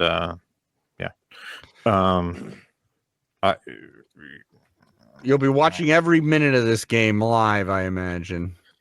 It's just that like Iowa's defense matches up really well with Maryland's offense. Like Maryland's offense is really one-dimensional, and specifically the way that Phil Parker plays his defense. Like Maryland will move it's the same way. It's very similar to the way that Minnesota like absolutely creamed Maryland. Like Iowa's defense structurally will have the same.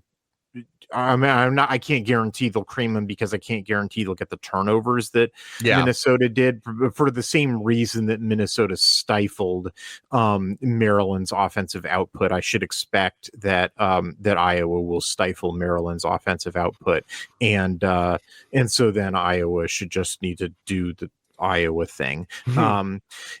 It should be noted, I'm not expecting this to be a real high scoring game because the one sort of hard point in Maryland's really anything is that their rush defense isn't half bad, and so Iowa may just run Caleb Johnson into Maryland's three good defensive linemen a million times and not do that great against it. But like Iowa's not perturbed by that. They'll just keep doing it and until eventually Maryland subs in, unlike Will Stein, who'll lose his nerve and then do stuff he shouldn't do.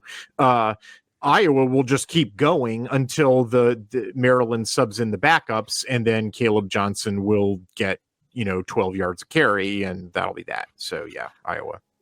Maryland does need 2 wins. They need to win their last 2 games to get to a bowl game. This would be one of them, and then it's Penn State. So, yeah, maybe not. Minnesota versus number, speaking of which, number 4, Penn State.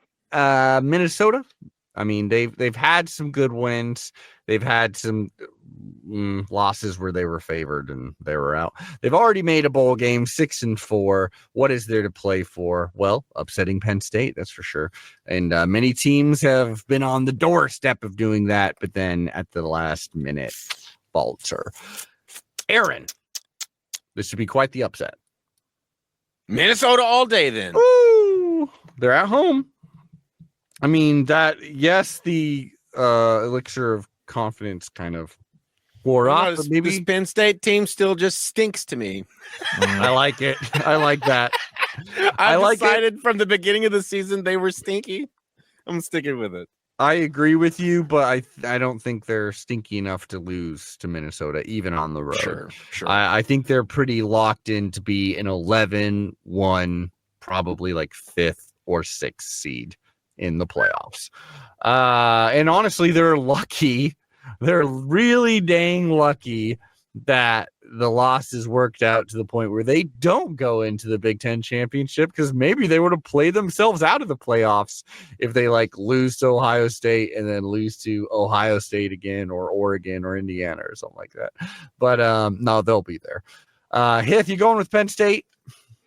Yes, I am going with Penn State. Just Minnesota's not set up to beat this type of team. And the way they win is directly challenging Penn State's strength, is what it feels. Yeah, precisely. Like it's, I definitely think that Penn State is a beatable team. It's just, Penn State is configured to beat a specific kind of team and to lose to a different type of team. And the deal is that the Big Ten has like a dozen teams in it that are configured to be the team that they're set up to beat. Yep. And like 2 teams in it that they're set up to lose to every time. And Penn State, excuse me, maybe 3, maybe 4 teams that they're configured to lose to every time, and this year they only played one of them, and that was Ohio State. Like they dodged Oregon and Indiana, but they're like, oh my god, they're a guaranteed first round playoff loss when they play an SEC team that will just melt them. But back to the first type, the type that they are set up to absolutely throttle, and of which there are a dozen teams in the Big Ten that are like that. Yeah, Minnesota square in the middle of that category. They're right in the middle of that box. Penn State was like if I designed in a laboratory a team to beat Minnesota but only beat Minnesota and do nothing else, it would look like Penn State. This is Batman pulling out the shark repellent spray. Yeah, it's like, why do you have that in your belt? It serves no other purpose than to do this thing. Yeah. Well, in case you have to jump it, of course. Yeah. And then when they play Ohio State, it's like, why isn't the shark repellent spray working on the crocodiles? Okay. Why did I only pack shark repellent? Yeah. Michigan versus Northwestern. Yeah. It'd be pretty fucking funny if it happened. It'd be pretty funny. I've been down on Northwestern all season, maybe. I feel like I tried to pick them early on. I just don't like Michigan. I think the stink of cheaters is never going to wash off for me, at least for like a year or two. Yeah. So I'm going to go with Northwestern. Aaron, I want it to happen so bad. I want it to happen so damn bad, especially because Northwestern, 4-6, one of the many teams that are 4-6 in this league, in this conference. And one is 4-6. Yeah. They should change the name of the league. They really should. That's a good point. 4-6. It equals 10. It's not 10. Yeah, right. That's why it's called the Big Ten, because all the teams are 4-6. That's good.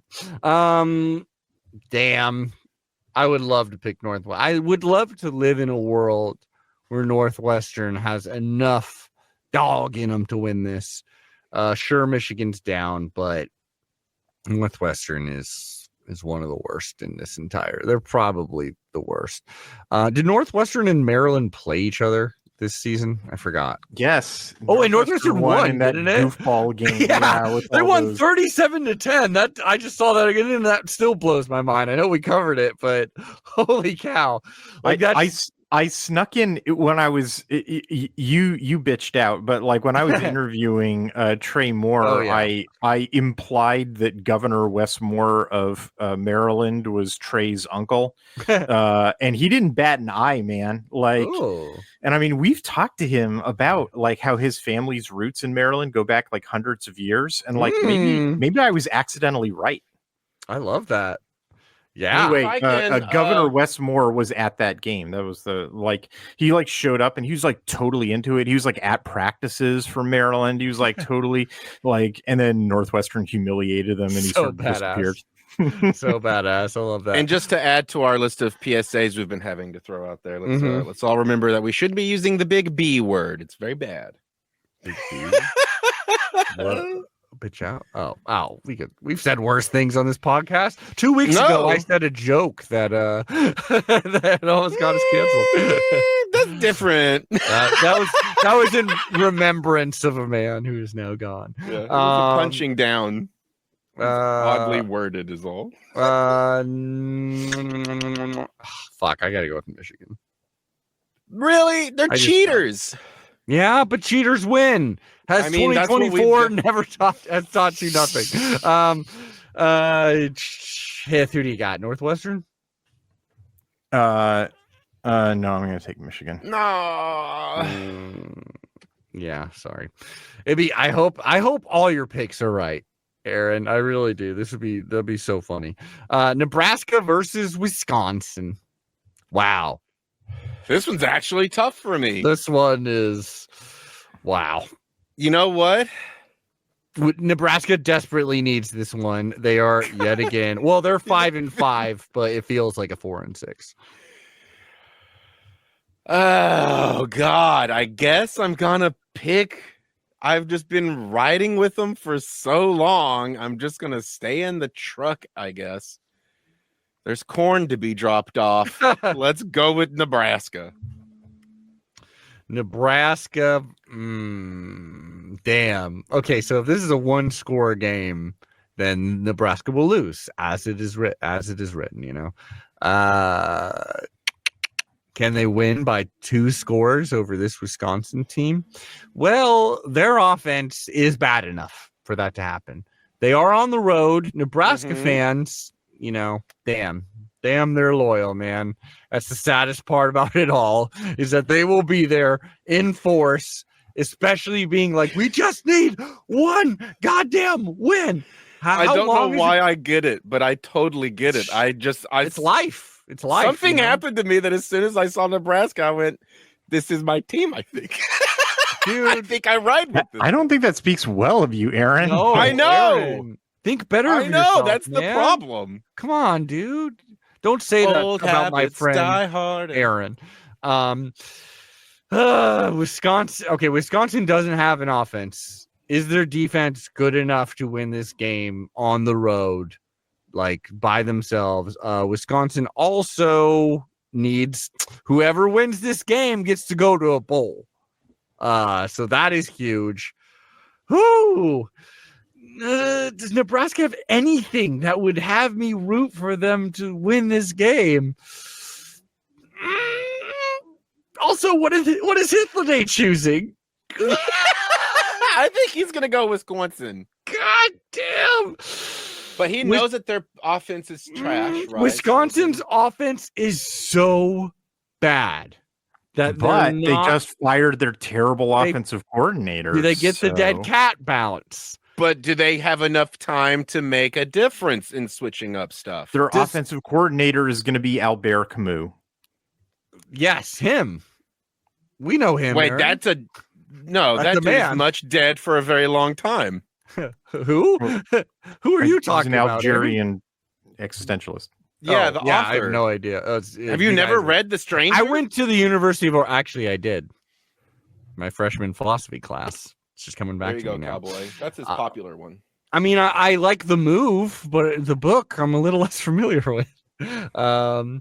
Nebraska Rings versus is the greatest. Wisconsin. Aaron, your slander on the Lord of the Rings film has made me think of you Anyway. as half the person that I thought of you before. Like, goddamn. It's okay. Nebraska, what a moron you are. Nebraska versus Wisconsin. For that reason alone, I'm going with the opposite. No, Wisconsin's not winning this game. Oh, I rage baited him. This is so tough. This is such a tough one for real. Oh my god.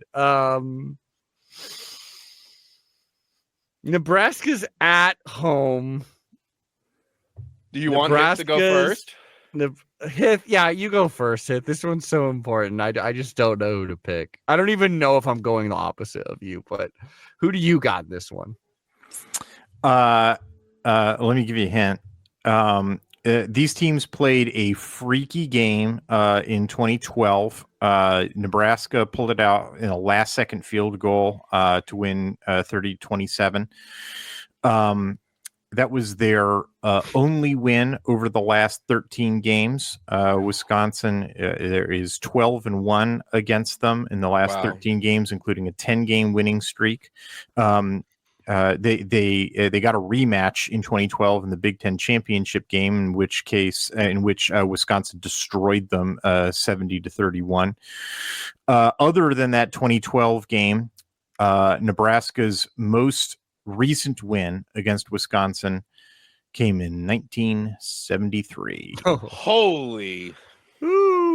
Nebraska never beats Wisconsin. It doesn't matter rain or shine, how good, That's how bad wild. the teams are. Nebraska never beats Wisconsin. How many Well, games total have they played against each other? A lot.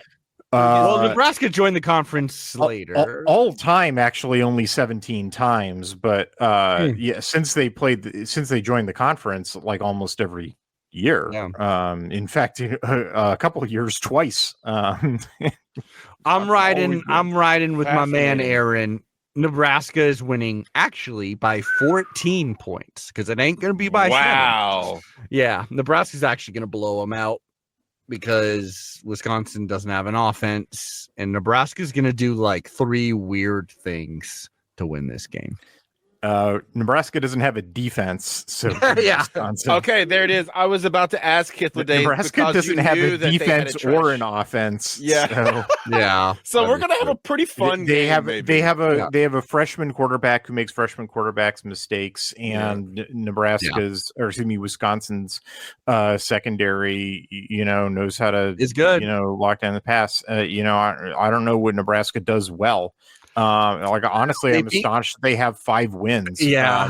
Yeah, I don't. That to Whereas the Wisconsin, at least I think, does a couple things well. I like Twee Walker as a running back. Like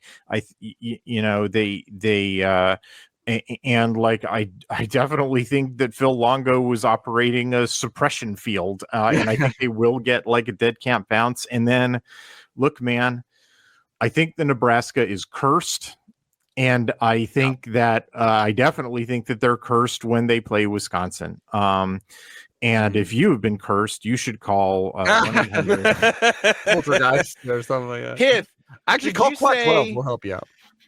did you say the phrase down, play, bounce? dead cat bounce. Dead cat. Dead cat bounce. I've never heard that before. You have heard it. It's on an this expression in statistics that's basically like if you're or polling or whatever, that basically like it, you know, you do like a stock is doing terribly, and like it falls all the way to the bottom, and then it hits the bottom, and then it's at 0, but then it jumps up to 2 or 3, you know, and then are like, oh, is that actually a recovery? Oh no, it's not a recovery. It's just like a dead cat that fell from a 10-story building, and then it's not, you know, landing on its feet and jumping. It's just bouncing off of the ground. Right. Like, it's not actually improving. It just okay. bounced Well, off that's the ground. definitely the name of my new disco dance band. That's actually Awesome. good. Dead cat bounce. That's pretty dang good. Yeah, that's actually a great band name. Yeah. DCB. Hell yeah, baby. You down with DCB? You know me. Now, Hith, I don't know what you mean this is a boring week, because we got UCLA versus USC, baby. Well, I said it was a boring week in the Big Ten. That's a Pac-12 game. Yeah. Oh, Good point. You got me there. UCLA is 4-6. They need to beat this team here, USC, and It's then not only a Pac-12 game, it's a Pac-12 game after dark. That's a 7:30 Pacific kick. This shit's gonna be crazy. I got mine. Maybe the fact that both these teams are in the same goddamn city, you would assume maybe some fans are going to be in the stands. And don't know. both of these teams need this game for bowl eligibility. Oh yeah, because USC's got 5 wins, but it's this game and Notre Dame left on their schedule, and they ain't winning against Notre Dame. I mean, they could. It'd be flipping hilarious, but like, you know, probably what they got to do is, you know, they got to go through UCLA to get a bowl. Meanwhile, UCLA's got 4 wins because, of course, they do.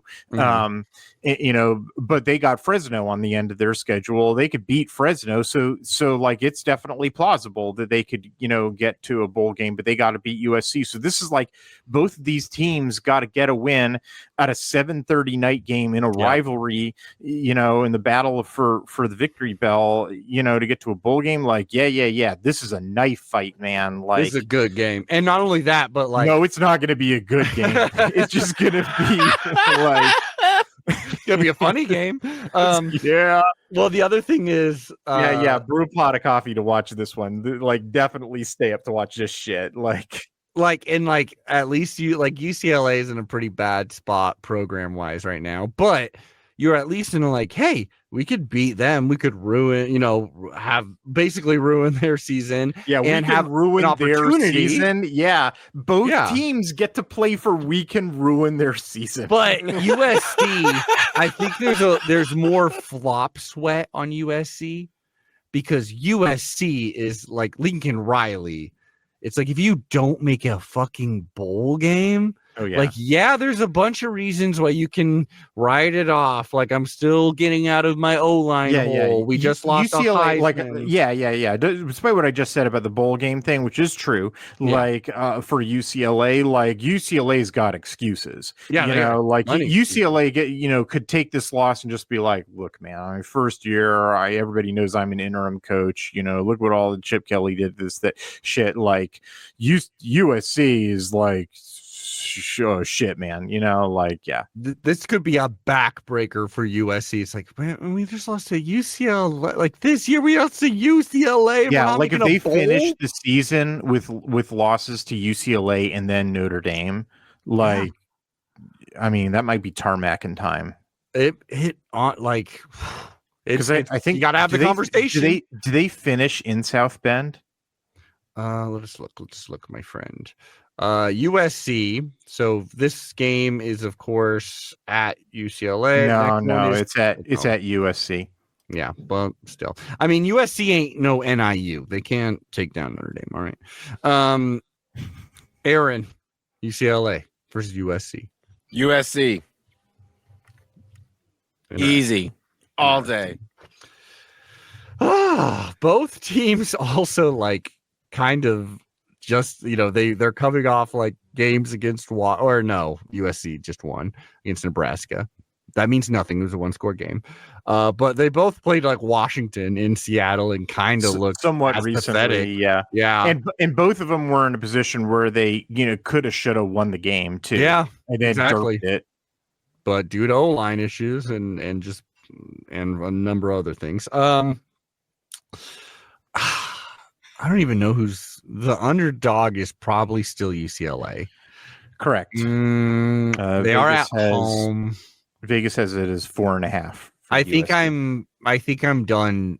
Like, feeling optimistic about UCLA in any way. I do think USC is going to win this. Unfortunately, I really don't want them to, because I really want them not to make a bowl game. But USC will make a bowl game by winning this game. Unfortunately, I don't want it to happen, but they will. Remember though that last year nobody saw it coming, but UCLA absolutely murder pantsed USC.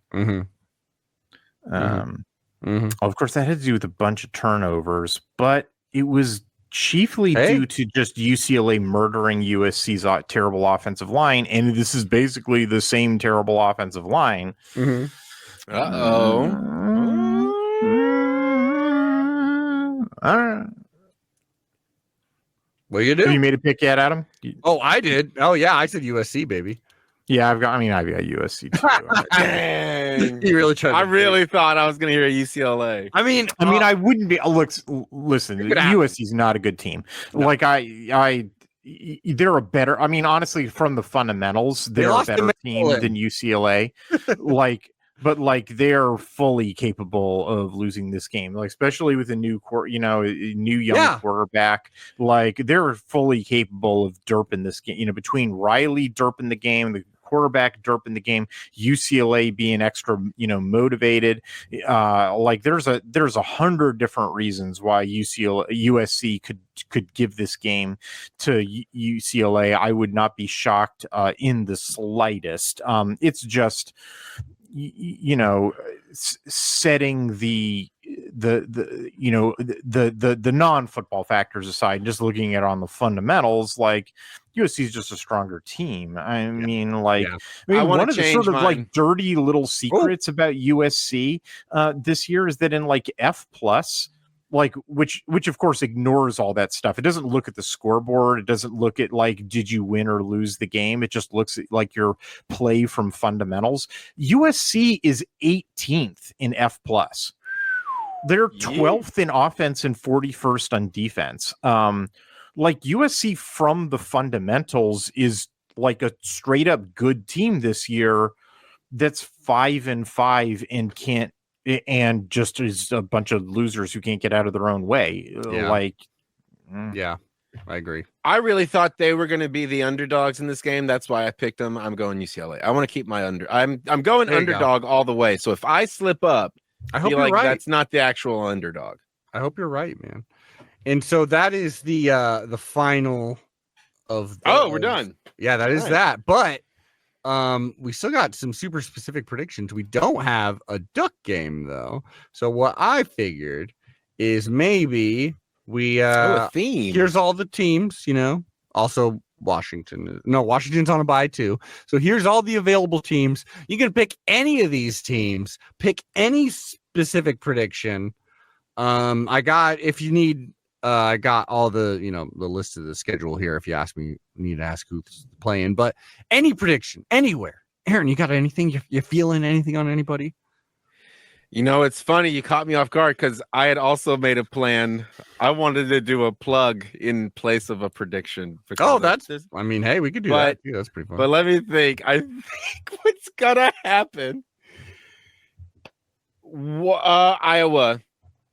Right, they have a bird mascot. It's true. They're going against Maryland. Keep that in mind.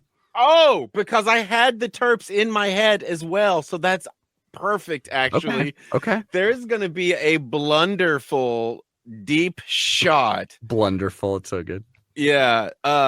Deep shot that is going to go so askew that they'll play kind of, when you run into the sidelines and like you kind of get scuffled up into the team and stuff or whatever, right? The players.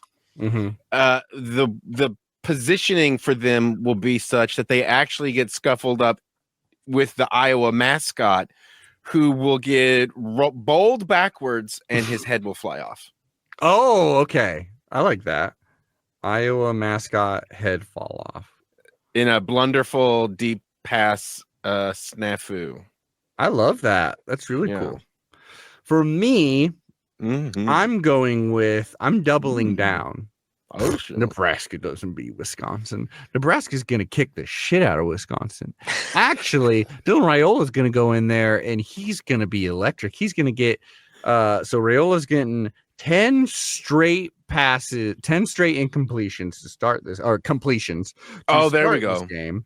And just gonna destroy, like, really quickly, 3 quick touchdowns. They're gonna win by at least 21 plus points to get to a bowl game for the first time in a long time. And their first 3 drives are all 3 plays, with one having like a run. I'll say their first 3 drives are all touchdown drives. I'm adding fucking that. epic, bro. Yeah. 3 plus touchdown drives on the opening drives. Jeez, that would be that would be crazy. It'll give them hope. It'll be like, finally, they're gonna need that buffer. Finally. And hit specific prediction for any of these teams. I already gave one for Indiana, Ohio State. That Ohio State will get, a dodgy officiating call, and it'll be all anybody's talking about on Sunday. I have one more specific prediction. It's for the USC UCLA game, and that is fight. Oh, I love it. Dang. That's good, man. One could hope. It's going to happen. As long as it's better than that, what fight. I actually don't know what you're talking about. But, there's like a YouTuber Netflix, paid an old dude a bunch of money. I forget their names. I saw his butt cheeks on Netflix. But I actually think, you know what? I think it'll be a Deshaun Foster Lincoln Riley fight. Whoa! I think Lincoln Riley's swinging first after UCLA humiliates them by scoring a not needed touchdown. Are we thinking like second quarter? Whenever second quarter, oh my god, that'd be the best thing. When the trash talking has just gotten just too high. No, this will be it. Yeah, UCLA will have like a 34-0 lead at the half. And Lincoln Riley, we'll just go straight over to him and start talking shit. Yeah, like they're trying to get to the locker rooms. Lincoln Riley's sprinting across the field to yell at Deshaun Foster. He swings first. Deshaun Foster ducks, hits him in the gut. Lincoln Riley is ejected, and then with the backup coach, whoever that is, they actually rally back and beat UCLA. Bro, this is a Duck D&D. This is a Duck D&D episode. I'm for it. I hope that happens. I mean, they wouldn't need to eject Lincoln Riley if they got into a fist fight. Like if Deshaun Foster and Lincoln Riley got into a fist fight, they would need to take Lincoln Riley to the hospital. Yeah. Well, they put the flag on him as he's in. They're wheeling. It's just resting him on his chest. Yeah, they're just like, and also by the way, when you start the second half, it's going to be a X amount of yard penalty, Yeah, that's a very good point. Like we used to always say, like, which one of these coaches in the Pac-12 would win in a fight? Big Ten, it's pretty damn obvious. Like Deshaun's wiping the floor. Like, yeah. I think. I mean, I can't think of anyone who's taking him down. I mean, he's the only one who's still in playing shape. So yeah. The rest of these like doughboys, like yeah, there are some Big Ten teams that would like to put him on the field right now. Go over to Addicted to Quack. Read Hythloday's duct tape. We'll read Tristan's duct tape. Let him know how good of a job he's doing. If he really exists. If he's not Hythloday in a wig while he's writing. Right. Yeah. Yeah. And Aaron in a wig wearing. Aaron, what do you want to plug? Oh, It's a little ways out, but I feel like it's always important to say this stuff a little early so that way everybody can make appropriate plans because you don't want to like be like, oh, it's so last minute. I'm giving you fair warning. Yep. John Henry's. Oh, in Eugene, Oregon. Yeah. December 5th. Okay. It's going to be Ex-Wife, Night Court, the Dumpies from Portland. Okay. And VCR. And that's a cool there. show. John Henry's cool venue. Go to it. Is it? Absolutely. I would love to go check it out someday, but you won't invite me down. I've invited you down for every single Ducks game. Yeah. And you've refused my offer every single time. Hell yeah. So anyway, John Henry. What is it called again? John Henry's. You got it. Yeah, John Henry's. Fun spot. December John 5th. Also, rest in peace, Sam Bonds. Go to Sam Bonds' garage in Eugene, Oregon before it is sold and shut down. Go give him money. Whoa. Absolute institution that is being Bob shut Dylan wrote a song about that. Huh? Times they're changing. I hope it's in the Timothy Chalamet movie. Anyways, we'll see you all next week. Quack, quack. Thanks, Ed. Thanks, Ed.